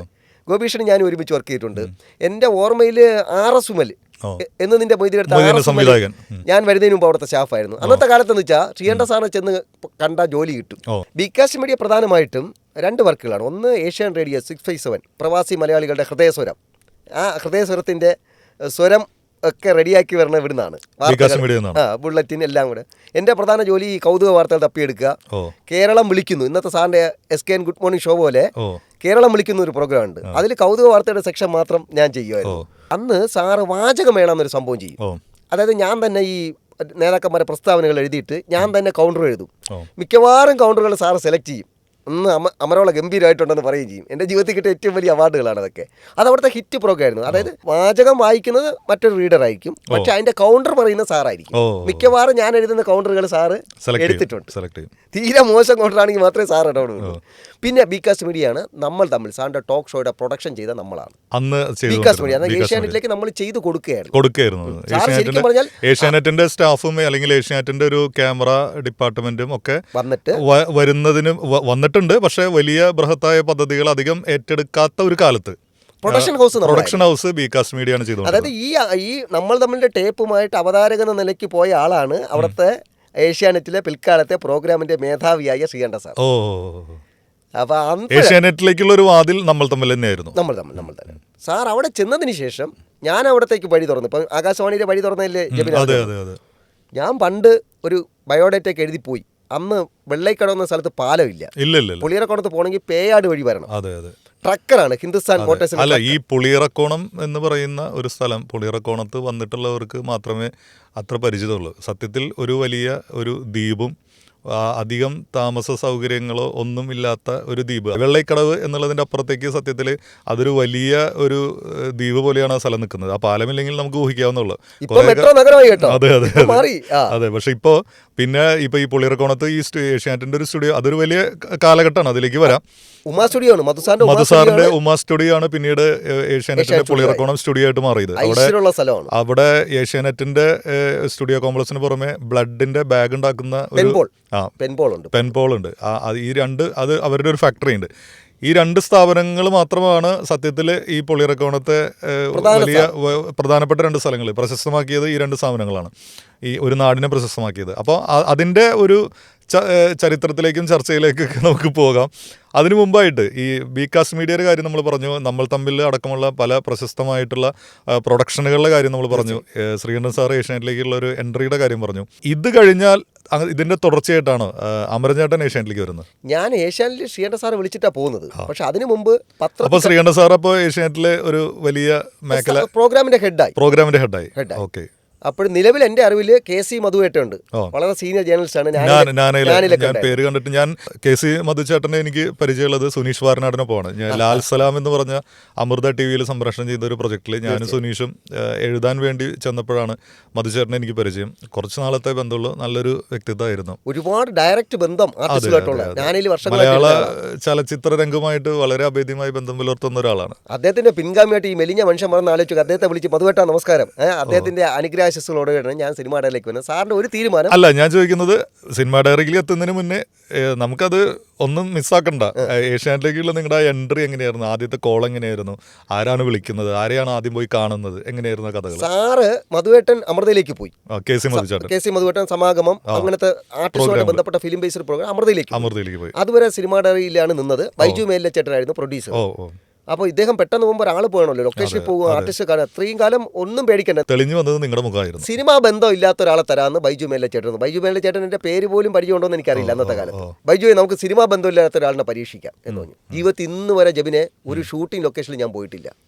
എൻ്റെ വീടിനടുത്ത് മാത്രമല്ല, നിങ്ങൾ എനിക്ക് തോന്നുന്നു നിങ്ങൾ ഇത്രയും സിനിമ ലൊക്കേഷനുകളിൽ പോയിട്ടുണ്ടെങ്കിലും നിങ്ങൾ സിനിമ ലൊക്കേഷനിൽ പോയിട്ടുള്ളതിൻ്റെ പകുതി പോലും സിനിമ നിങ്ങൾ മുഴുവനായിട്ട് കണ്ടിട്ടുണ്ടോ എന്ന് എനിക്ക് ബലമായ സംശയമുണ്ട്. ശരിയാ, ഒരു സിനിമ പ്രേമിയാണെന്നല്ല, സിനിമയ്ക്ക് അഡിക്റ്റേ അല്ല. അല്ല ഇപ്പൊ നിങ്ങളുടെ കയ്യിലുള്ള ശേഖരമൊക്കെ കണ്ട് ഞാൻ അന്തം വിടുക. പക്ഷെ ഇതിൽ നിന്ന് ഒരു കാര്യം മനസ്സിലാക്കാം, കൂടുതൽ പഠിച്ചു കഴിഞ്ഞാൽ പരീക്ഷ ജയിക്കില്ല. ഒരുപാട് പഠിച്ചു. എനിക്ക് കിട്ടിയ മഹാഭാഗ്യോ. കാരണം എന്റെ വീടിനടുത്ത് ഒരു പടം സുരേഷ് ഗോപി ചേട്ടൊക്കെ അഭിനയിച്ച ഒരു ആനക്കുട്ടിയുടെ കഥ പറഞ്ഞ ആ പടത്തിന്റെ പേര് ഞാൻ പറഞ്ഞു, സാഫല്യം. അത് ഷൂട്ട് പാലപ്പള്ളി ഭാഗത്തായിരുന്നു, കൃപാ ഫിലിംസിന്റെ. ഞാൻ ഒരു ദിവസം രാവിലെ നോക്കുമ്പോൾ ആൾക്കാർ മൊത്തം അപകട സ്ഥലത്ത് പോകുമ്പോൾ സൈക്കിളും ഓട്ടോറിക്ഷയിലൊക്കെ പോകണം. എന്തെന്നാ സുരേഷ് ഗോപി ചേട്ടൻ വന്ന് കാണാൻ വേണ്ടി. ഞാൻ വീട്ടിലേ ഇരുന്നു. തൊട്ടടുത്ത് നമുക്കത് നമ്മളെ നമ്മളെ ഭ്രമിപ്പിക്കുന്ന ഒരു കാഴ്ചയല്ല. മറ്റൊരിടത്ത് പോയപ്പോ ആൾക്കാരൊക്കെ എന്തിനാ വെയിൽ കൊണ്ടോണ്ടിരിക്കുന്നത്? ഷൂട്ടിംഗ് കാണാൻ പോയിട്ട് ഞാൻ ചെന്ന് പിന്നെ കേരളത്തില് വെള്ളായണി മുതൽ പൊള്ളാച്ചി വരെ എല്ലാ ലൊക്കേഷനിലും വെയിലും കൊണ്ട് എന്റെ ഒരു സാന്നിധ്യമായിരുന്നു. എന്നെ കണ്ട ഏഷ്യാനെറ്റ് വന്നെന്ന് പറയാം, അറിയാം. അപ്പൊ അങ്ങനെ വിളി വന്നു. ബൈച്ചേട്ടനും സംശയമായിരുന്നു. ഇതേ സംഭവമാണ്, ഒറ്റ മുണ്ടും തേക്കാത്ത ഷർട്ടും പാരകൻ ചെരിപ്പും. പുളിയറക്കോണത്ത് നിങ്ങൾ ആ കുന്നും കയറി പോകുന്നു. മമ്മൂക്കടുത്തും ലാലേട്ടടുത്തും പോകേണ്ട ആളാ. അതെ, അവിടെ അന്ന് ഈ നമ്മള് പുളിയർക്കോണത്ത് ആ ഏഷ്യാനെറ്റിന്റെ മുകളിലേക്ക് കയറി ചെല്ലുമ്പോൾ ഒരു വളഞ്ഞ റോഡുള്ളപ്പോഴാണ് ഞാൻ എത്തിയിട്ടുള്ളത്. ഇങ്ങനെ വളഞ്ഞ് ആദ്യം സെക്യൂരിറ്റിക്കാരൊക്കെ കണ്ട് ഒപ്പിട്ട് അല്ലെങ്കിൽ ആരെങ്കിലും വിളിച്ചു പറയണം, എന്നിട്ട് നമ്മൾ മുകളിലേക്ക് ചെല്ലുന്നു. അപ്പൊ നടന്നു വരുന്ന ആൾക്കാരാണെങ്കിൽ ചിലപ്പോൾ വലിയ പ്രശ്നം ഉണ്ടാവില്ല. പക്ഷെ അതിനുശേഷം നമ്മൾ നേരെ ആദ്യം മുന്നിലോട്ട് ചെല്ലുമ്പോൾ ന്യൂസിന്റെ ഒരു സെക്ഷനായിരുന്നു ആദ്യം കുറെ കാലം ഉണ്ടായിരുന്നത്. ഞാനൊക്കെ 2008 അവിടെ വരുമ്പോൾ പലരെയും നമ്മൾ ടി വിയിൽ കാണുന്ന പല മുഖങ്ങളെയും നമ്മൾ ആദ്യമായിട്ട് നേരിട്ട് കാണാണ്. അതിന്റെ ഒരു പങ്കപ്പാട് നിങ്ങൾ പറയുന്ന വാക്ക് വെച്ചിട്ടാണെങ്കിൽ ഒരു പങ്കപ്പാട് എനിക്കുണ്ടായിരുന്നു. ടി എൻ ഗോപകുമാർ, വലിയ വലിയ പുലികൾ, സിംഹങ്ങള്, കംപ്ലീറ്റ് സിംഹങ്ങളും പുലികളാണ് അവിടെ നിൽക്കുന്നതും കാണുന്നതും. നടക്കുന്നുണ്ടാവും, സിഗരറ്റ് വലിച്ച് നടക്കുന്നവരുണ്ടാവും. നമ്മൾക്ക് ഒന്നുമില്ല. ഭയങ്കര സ്ട്രിക്റ്റ് ആണ്, പ്രൊഫഷണൽ ആണ്. നമുക്കത് എൻട്രി ആവണമെങ്കിൽ ഇത് വേണം. അതെ, അല്ല നിങ്ങൾ അന്ന് വന്നത്തെ നിങ്ങളുടെ ആദ്യത്തെ കുന്നു കയറിയിട്ടുള്ള വരവ് എങ്ങനെയായിരുന്നു? കുന്നു കയറുന്നതിന് മുമ്പ് വിളി വരുന്നു. വിളി വന്നിട്ട് എനിക്ക് മഹേഷ് കണ്ണൂരാ വിളിക്കുന്നത്, ഈ പട്ടണ സാഹിബിന്റെ വീട്ടിലേക്ക്. അതെ, സിനിമ ഡേ എന്നുള്ള പ്രോഗ്രാം അമരോള സതീശനെ ഏൽപ്പിക്കുകയാണ്, ആക്കുകയാണോന്ന് കരുതി. ജബിൻ പറഞ്ഞത് നേരെ കാണാൻ ഫോണിലാണ് വന്നിട്ടുള്ളത്. അതെ, അല്ല ജബിൻ പറഞ്ഞ പോലെ എനിക്ക് നല്ലൊരു യോഗ്യത ഉണ്ടല്ലോ, സിനിമ പോലും മുഴുവനായിട്ടിരുന്ന് കാണാത്ത ആള്. പക്ഷേ ഇതാക്കുന്നതാണോ സിനിമയിലേക്ക് അവസരം? രണ്ടും കൽപ്പിച്ചു പോയി. സാറ് ബൈച്ചേട്ടനെ വിളിക്കുന്നു. ബൈജു ഞാൻ തന്നിരിക്കുന്നു. ജേർണലിസം പഠിച്ചാണ്, സത്യം പറയാലോ. ജേർണലിസം പഠിച്ചിട്ടൊക്കെ അങ്ങനെ. ജേർണലിസം നിങ്ങൾ PG ചെയ്തിട്ടുണ്ടായിരുന്നു? ഇവിടെ പ്രസ് ക്ലബ്ബിൽ നിന്ന് പഠിച്ചു. പ്രസ് ക്ലബ്ബ്, അതായത് MA കഴിഞ്ഞിട്ടാണ്? അല്ല, MA അല്ല, ഞാൻ BA പൊളിറ്റിക്സ്. BA പൊളിറ്റിക്സ് കഴിഞ്ഞിട്ട് നിങ്ങൾ ജേർണലിസം ചെയ്തു. എന്നോടൊപ്പം GR ഇന്ദുഗോപൻ, മറുനാടൻ ഷാജൻ, അവരൊക്കെ സഹപാഠികളാണ്. മറുനാടൻ ഷാജന്റെയും GR ഇന്ദുഗോപൻ നോവലിസ്റ്റ്, ഒരുപാട് സിനിമകളിലെ തിരക്കഥാകൃത്ത്, ഇവരുടെ ഒപ്പം ഒരേ ബെഞ്ചിലിരുന്ന് ജേർണലിസം പഠിച്ച ആളാണ് ഇപ്പൊ എന്റെ മുന്നിലിരിക്കുന്നത്. എന്റെ കത്തി കേട്ട സഹിച്ചവന്മാർ ക്ലാസ്സിൽ നിന്ന് ഇറങ്ങി പോയിട്ട് എന്റെ തള്ളു കേട്ടിട്ട്. പക്ഷെ വലിയ സൗഹൃദം, വലിയ ആത്മബന്ധം. അവർ മാത്രമല്ല, വേണുവണ്ണ, അടൂർ, പ്രദീപേട്ട. അമരചാന്റെ സൗഹൃദങ്ങൾ കേട്ടിട്ടുണ്ടെങ്കിലും ഈ GR ഇന്ദുഗോപനും മറുനാടൻ ഷാജനും ഒക്കെ ആയിട്ടുള്ള ഒരു സൗഹൃദം ആദ്യമായിട്ടാണ് കേൾക്കുന്നത്. അവർ ഒരുമിച്ച് പഠിച്ച സൗഹൃദം ഇപ്പോഴും തുടരുന്നുണ്ട്. ജേർണലിസം കഴിഞ്ഞ ഒരു ആളെയാണ് ഇതിലേക്ക് വിടുന്നത്. യഥാർത്ഥ ജേർണലിസത്തിന്റെ ആവശ്യമില്ല ജബിനെ. സിനിമാ ലൊക്കേഷനിൽ പോയി ആർട്ടിസ്റ്റ് സംസാരിക്കാൻ ജേർണലിസം പഠിക്കേണ്ട കാര്യമില്ല. ബൈജു ചേട്ടനെ പോയി കാണുന്നു. ബൈജു മെല്ലെ ചെറുതാ അങ്ങ് ഏറ്റെടുത്തോളൂ. ഇതാണ് പുറത്തിറങ്ങിയിട്ട് ഇടനാഴിയിൽ ആൾക്കാർ ആരോ പിന്നീട് അന്തർധാര കേട്ടതാണ്, അശരീരി കേട്ടാണ്. സാറേ, അമരോള സതീഷാണ് സിനിമ ഡയറക്ടർ. KC മധുവേട്ടൻ നേരിട്ട് മമ്മൂക്കൊക്കെ ഡയറക്റ്റ് പരിചയമുള്ള ആൾ നടത്തിക്കൊണ്ടിരുന്ന പ്രോഗ്രാം നമ്മളാ പോകണ്ടേ? ചാനലിന്റെ അല്ല, നമ്മൾ ചാനലിന്റെ പ്രതിനിധി. ആറ് പറഞ്ഞ മറുപടി പേടിക്കണ്ട, അവൻ്റെ നാക്കുകൊണ്ട് ജീവിച്ചോളൂ. സത്യസന്ധമായിട്ട് പറയാലോ ജബിനെ, ഇന്ന് എന്നെ പരിചയമില്ലാത്ത ആരും തന്നെ, എന്ന് വെച്ചാൽ അഹങ്കാരം കൊണ്ട് പോലെ മലയാള സിനിമ ഇൻഡസ്ട്രിയിൽ ഒരു തവണയെങ്കിലും ഞാൻ പരിചയപ്പെട്ടിട്ടുള്ള ആൾക്കാർ, ഒരു തവണയെങ്കിലും ഞാൻ പോയിട്ടുള്ള ലൊക്കേഷൻ എല്ലാവർക്കും എന്നെ അറിയാം. അത് ഏഷ്യാൻ്റെ പേര് തന്നെ ഇന്ന് തിരിച്ചറിയുന്നു. ഞാൻ പിന്നെ ഗെയിൻ ചെയ്തെടുക്കുക. അതായിരുന്നു തുടക്കം. First outdoor രാപ്പകലായിരുന്നു. 2005 എൻ്റെ ഓർമ്മ ശരിയാണെങ്കിൽ ജൂലൈയിൽ ഇറങ്ങിയിട്ടുള്ള ഒരു സിനിമയായിരുന്നു. എൻ്റെ ദൈവമേ, ഇത്രയും പഠിച്ചതുകൊണ്ടാണ് ഇപ്പോൾ ഇവിടെ ഇരിക്കുന്നത്. നിങ്ങൾ അവിടെ ഇരിക്കണം, ഞാൻ ഇവിടെ ഇരിക്കുന്നത്. മനസ്സിലായില്ലേ? ഞാൻ സിനിമ പൂർണ്ണമായിട്ട് കാണില്ല. അനന്തഭദ്രത്തിൻ്റെ പൂജയ്ക്കാണ് ഫസ്റ്റ് ഷൂട്ട് ഇട്ടിരിക്കുന്നത്. ഞാൻ രാജേഷ് പഴഞ്ചേരി ഉണ്ട്, അറിയാലോ? രാജേഷ് പിടുക്കനാണ്, നല്ല മലയാളം കയ്യിലുള്ളതാണ്. പുള്ളിയാണ് സിനിമ ഡയറക്ടറുടെ ആസ്ഥാന അസിസ്റ്റന്റ് ഡയറക്ടർ. അവിടെ ഞാൻ കയറുമ്പോൾ, ഞാൻ പോകുമ്പോൾ ബൈച്ചേട്ടന്റെ കൂടെ ലൊക്കേഷൻ മധുവേട്ടന്റെ കൂടെ ഒക്കെ പോകാറുണ്ട്. തിരിച്ചു വന്ന് രാജേഷ് ഇപ്പം ഫ്ലവേഴ്സ് സീനിയർ പ്രൊഡ്യൂസറാണ്, എന്നോടൊപ്പം സഹപ്രവർത്തകർ. ഞാൻ പറഞ്ഞില്ലേ, സഹപ്രവർത്തകരൊക്കെ നമ്മൾ ആ സൗഹൃദങ്ങൾ തുടർന്നുകൊണ്ടേ പോകുന്നു. ഈ രാജേഷിനെ കൂടെ ഞാൻ ഉത്സാഹ കമ്മിറ്റിക്കാരനായിട്ട് വിളിച്ചു. ഞാൻ തുടക്കക്കാരനല്ലേ, ആ അനുഭവം കൂടെ പറഞ്ഞ അവിടെ ചെന്നിട്ട് സന്തോഷം സാറല്ലേ ഡയറക്ടർ, പൂജയിരുന്ന ഡയറക്ടറെ ബൈറ്റ് എടുക്കണ്ടേ? അനന്തഭദ്രം എന്നുള്ള സിനിമയുടെ ലൊക്കേഷനിലേക്ക് നിങ്ങൾ പോകുമ്പോൾ സന്തോഷ് ശിവനെ പോലെയുള്ള ഒരു വലിയ സംവിധായകനാണ്, ഛായാഗ്രാഹകനാണ്, ഇന്ത്യ മുഴുവൻ ശ്രദ്ധിക്കപ്പെടുന്ന ഛായാഗ്രാഹകനാണ്. അപ്പൊ അദ്ദേഹത്തിന്റെ ഒരു ബൈറ്റ് എടുക്കുക, അത് തരപ്പെടുത്തുക, അതാണ് അതിലെ വാക്ക്. ലൊക്കേഷൻ അല്ല, പടത്തിന്റെ പൂജ. അപ്പൊ എന്റെ ഭാഗ്യത്തിന് രാജേഷ് പഴഞ്ചേരെ കൂടെ കൊണ്ടുപോയി. അവൻ ഏത് പ്രതിസന്ധികളും നേരിടാനുള്ള കഴിവുണ്ട്. ഞാൻ ചെന്ന് ചോദിക്കുമ്പോൾ ഒരു പേടി, നിങ്ങൾക്ക് ഏതൊക്കെ ലെൻസ് അറിയാമെന്ന് ചോദിക്കുമെന്നൊരു പേടി. എൻ്റെ പേടി എന്ന് വെച്ചാൽ സിനിമ ഡയറി പോകുമ്പോൾ ഛായാഗ്രഹൻ ആദ്യം ഈ ലെൻസ് ഇട്ടാൽ എത്ര ഇത് കിട്ടും, പോയില്ലേ കണ്ണാടി ചോദിച്ച ലെൻസൊന്നും ഞാൻ കണ്ടിട്ടില്ല. അപ്പം ഞാൻ ചെന്ന് ചോദിച്ചു, ചേട്ടാന്ന് വിളി. ചേട്ടാ നമസ്കാരം, അമറോള സതീഷാണ്, ഏഷ്യാൻ്റെ ഇന്ന് കാപ്പിയെ കുടിച്ചു. ആദ്യത്തെ ചോദ്യം കാപ്പി കുടിച്ചു. എനിക്ക് ഈ പടത്തെക്കുറിച്ച് പറയണം. അത് ഞാൻ ക്യാമറ നോക്കി പറയില്ല, ഞാൻ ആളുടെ മുഖത്ത് നോക്കി ശ്രമിക്കും. പെട്ടു ഞാൻ ഇരുന്ന പണിയാവും. ഞാൻ രാജേഷ് സന്തോഷവും ചേട്ടന് പരിചയമുണ്ടോ? പിന്നെ വലിയ ഒരുമിച്ച് പഠിച്ച പോലെ അവൻ വേണ്ടി ഫ്രണ്ട് ചെയ്യുന്നു. പ്രൊഡ്യൂസറായി ഞാൻ പറയുന്നു. രാജേഷ് പഴഞ്ചേര മനോഹരമായിട്ട് ചോദ്യം ചോദിച്ചു ആനന്ദഭദ്രത്തെക്കുറിച്ച്. സുനിൽ പരമേശ്വരൻ അദ്ദേഹമാണ് സ്ക്രിപ്റ്റ് റൈറ്റർ. അദ്ദേഹത്തിൻ്റെ ബൈറ്റൊക്കെ എടുത്ത് മനോഹരമായിട്ട് എന്നെ സഹായിച്ച രാജേഷ് പഴഞ്ചേര, നിനക്ക് നന്ദി.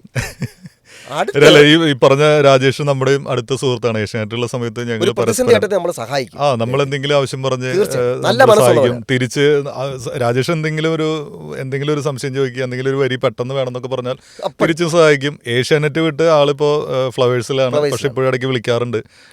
പരസ്പരം കാണുമ്പോഴൊക്കെ നല്ല ബന്ധമുള്ള സുഹൃത്താണ്. സന്തോഷവും സാറിന്റെ ബൈറ്റില്ലാതെ പോയാൽ എന്റെ ആദ്യത്തെ അത് മാത്രമല്ല, അതെ നമ്മൾ ആദ്യമായിട്ട് ഒരു അസൈൻമെന്റിന് വിടുമ്പോൾ അത് വളരെ നല്ല രീതിയിൽ അത് പൂർത്തിയാക്കി കൊണ്ടുവരേണ്ടത് നമ്മുടെ തുടർന്നുള്ള നിലനിൽപ്പിനെ ബാധിക്കുന്ന ഒരു കാര്യമാണ്.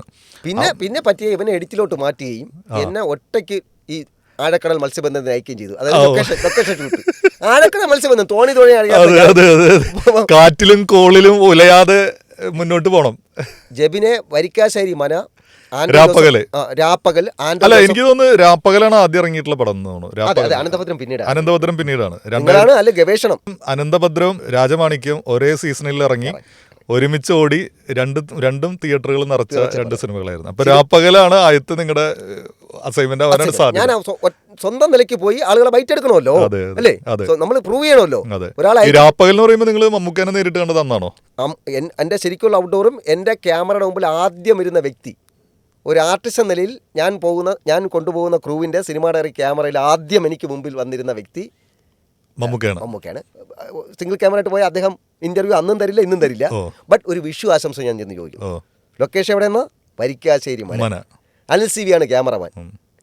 അപ്പോൾ ഈ അനിൽ സി വി അടങ്ങുന്ന സംഘത്തിനെ ഏഷ്യാനെറ്റിലെ കൊച്ചി ടീം അസൈൻ ചെയ്തു. നിങ്ങൾ തിരുവനന്തപുരത്തു നിന്നും ഒരു ട്രെയിൻ കയറി കൊച്ചി നമ്മുടെ കോൺവെന്റ് റോഡിലുള്ള ഏഷ്യാനെറ്റിന്റെ പഴയ ഓഫീസിലെത്തുകയും അവിടെ നിന്നും അനിൽ സി വി അടങ്ങുന്ന അന്ന് നമ്മുടെ ട്രാവലറിൽ വെള്ള ടെമ്പോ ട്രാവലറിൽ അതിന്റെ ആ ഒരു സംഘത്തിലെ നയിച്ചുകൊണ്ട് നിങ്ങൾ നേരെ വരിക്കാശ്ശേരി, നമ്മുടെ ഈ തൃശ്ശൂർ വഴി ഒറ്റപ്പാലം വരിക്കാശ്ശേരി മനയിലേക്ക് പോകും. സിനിമകളിൽ മാത്രം കണ്ടിട്ടുള്ള ദേവാസുരം തൊട്ട് നമ്മൾ മുറുക്കി തുപ്പിയ ആ പൂമുഖത്ത് നിന്ന് വീണ്ടും പഴയതുപോലെ ആകാശവാണി കയറി അന്തം വിട്ട് നിൽക്കും. മമ്മൂക്കയുടെ വിഷു ആശംസ എടുക്കാൻ പോയപ്പോൾ അദ്ദേഹത്തിന്റെ നിങ്ങൾ ആദ്യമായിട്ട് കാണുന്നു ഏഷ്യാനെറ്റ് എന്നുള്ള ഒരു ബ്രാൻഡിന്റെ വലിയ ബ്രാൻഡിന്റെ ഒരു എന്താ പറയാ ഒരാളായിട്ടാണ് നിങ്ങൾ ചെല്ലുന്നത്. അപ്പൊ അതിൻ്റെതായ ഒരു സ്വീകരണം ഉണ്ടായിരിക്കും. എന്നാലും സ്വതസിദ്ധമായ നമ്മൾ കേട്ട് പരിചയിച്ചിട്ടുള്ള മമ്മൂക്കയുടെ ആ ഒരു പ്രതികരണം എങ്ങനെയായിരുന്നു? അതിന് മുമ്പ് ഒറ്റമിട്ട് വലത് കാല് വെച്ച് കയറാൻ വേണ്ടി അനിൽ സി വി പറഞ്ഞു. വരിക്കാശ്ശേരി മനയിൽ വലത് കാല് വെച്ച് കയറി.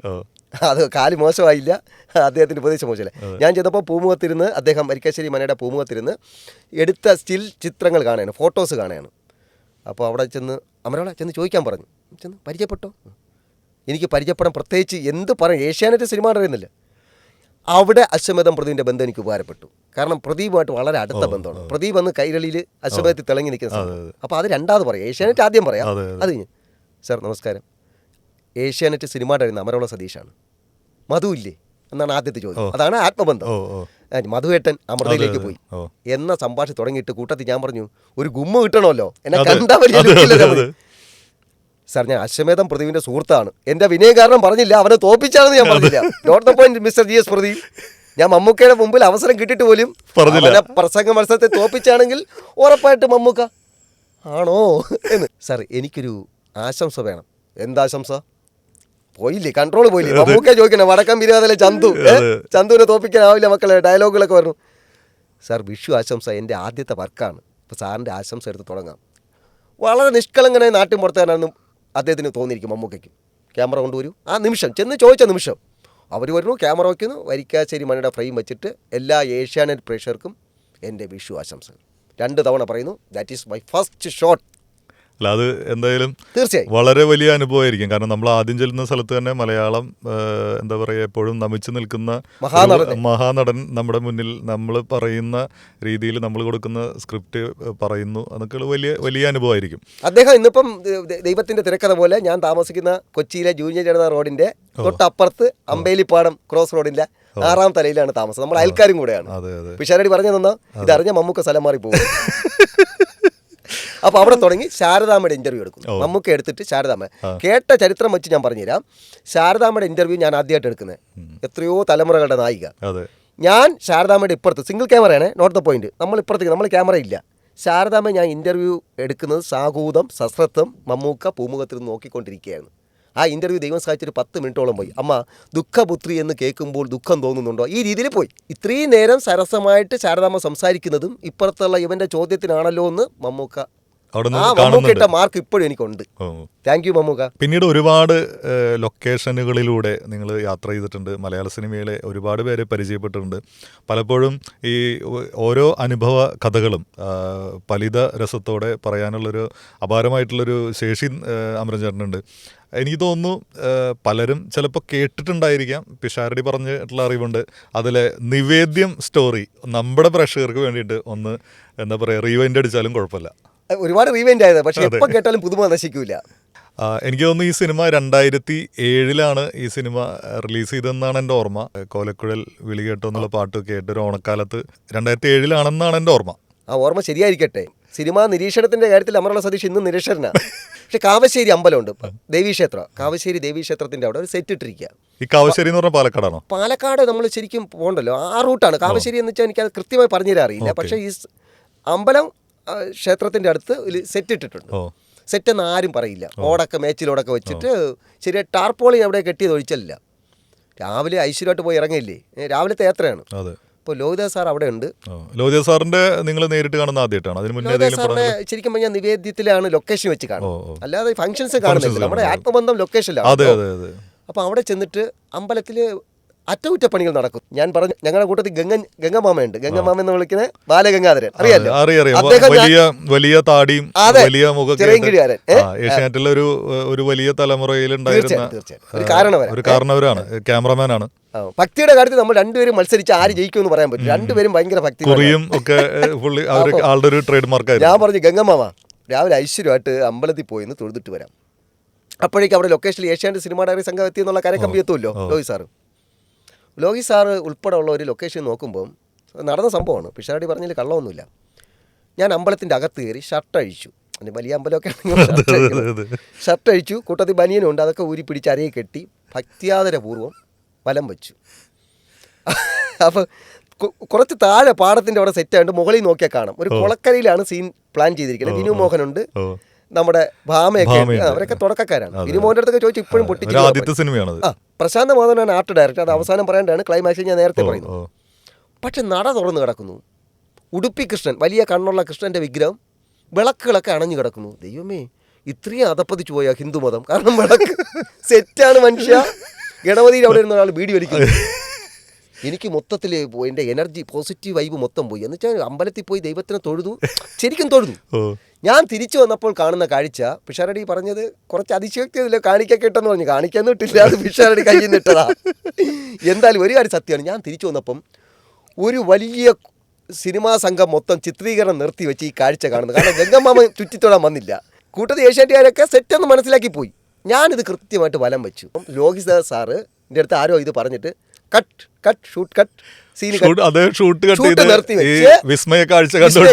മുകളിൽ നല്ല രസമുണ്ട് ഗാലറി. നമ്മൾ അപ്പൊ ഇത് ഈ കാഴ്ച കാണുകയാണ്. ഷൂട്ട് അദ്ദേഹം നിർത്തി വെച്ചു.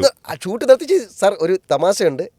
ഏഷ്യാനെറ്റിൽ നിന്ന് വന്ന നമ്മുടെ പ്രൊഡ്യൂസർ കക്ഷി നമ്മുടെ സെറ്റിട്ട അമ്പലം ചുറ്റിത്തുഴയാണ്. സെറ്റിട്ട അമ്പലം, ഓലകെട്ടി അമ്പലം, നായരമ്പലം കെട്ടിയിട്ടുണ്ട്. ഇത് സെറ്റിട്ട അമ്പലം.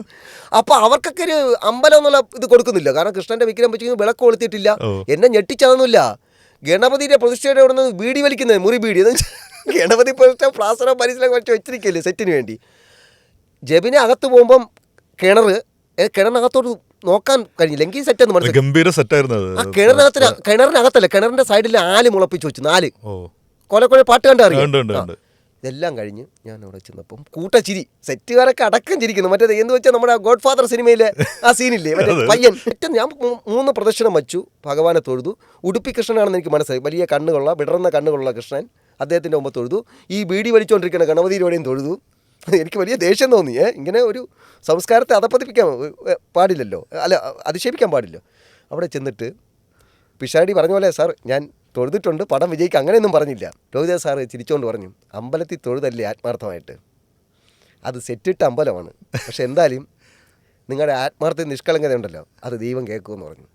എനിക്ക് കണ്ണ് നിറഞ്ഞു ലോഹിത സാറിന്റെ. പക്ഷെ പിന്നീട് അല്ല, രണ്ടുപേരുടെ കണ്ണവിടെ നിറയണം. ഒന്ന് അതിന്റെ കലാസംവിധായകൻ, അദ്ദേഹത്തിന് കിട്ടുന്ന ഏറ്റവും വലിയൊരു അവാർഡാണ്. ഈ അബദ്ധത്തിന് ഒരു ശിക്ഷ തന്നു.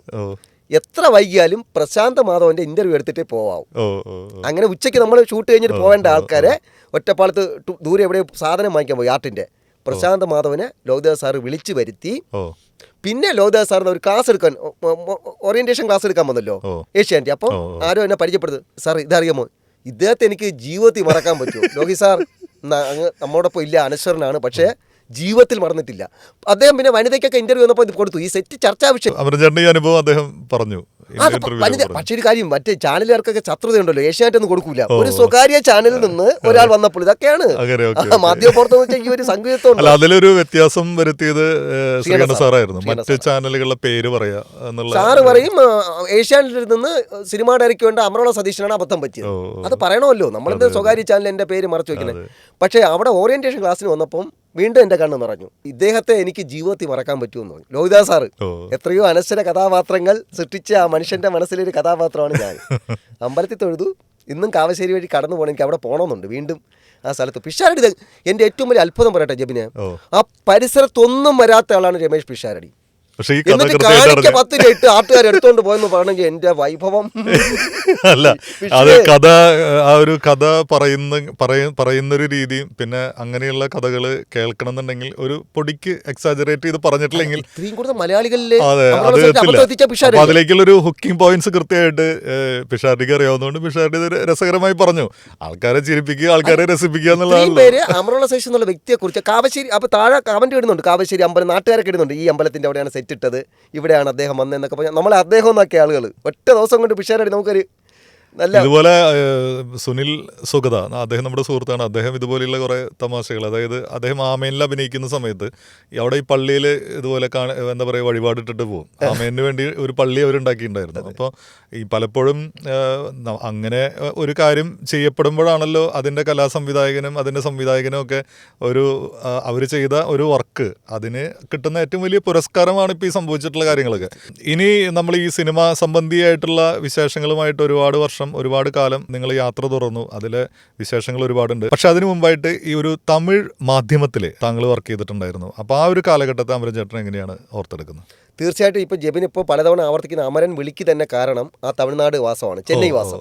ചെന്നൈ വാസകാലത്തേക്ക് ഞാൻ പോയെന്ന് വെച്ചാൽ ചെന്നൈയിൽ മാധ്യമപ്രവർത്തകനായിരുന്നു. മാധ്യമപ്രവർത്തനം എന്ന് വെച്ചാൽ മാത്തുക്കുട്ടി കുന്നപ്പള്ളി സാറുണ്ട്, മുനി, അദ്ദേഹം ഈ DBAയിലൊക്കെ വർക്ക് ചെയ്തിരുന്നു. ഞാനയിലാണ്. ഞാനയില് മിനി സ്ക്രീനിന് മുന്നിലും പിന്നിലും ടെലിവിഷൻ നിരൂപണം ആദ്യം തുടക്കം കുറിച്ച പുള്ളിയാണ്. അദ്ദേഹം എന്നെ പരിചയപ്പെടുമ്പം ഈ നമ്മുടെ സ്ഥാപനത്തിന്റെ പേര് പീഡിയ. ഞാൻ പീഡിയ വരാന്തയിലിരുന്ന് എഴുതിയൊരു കാലം ഉണ്ടായിരുന്നു, അംബുജ വിലാസം റോഡിൽ, അനന്തപുരി ടൈംസ്. അനീഷ് കരുനാടുണ്ടല്ലോ, ചീഫ് എഡിറ്റർ, മിനി സ്ക്രീൻ. ഞങ്ങൾ കുറേ സംരംഭങ്ങൾ തുടങ്ങി, തൊഴിലില്ലാത്ത ജേർണലിസം കാലമാണ്. അപ്പോൾ പ്രത്യേകിച്ച് ഓഫീസൊന്നും ഇല്ല.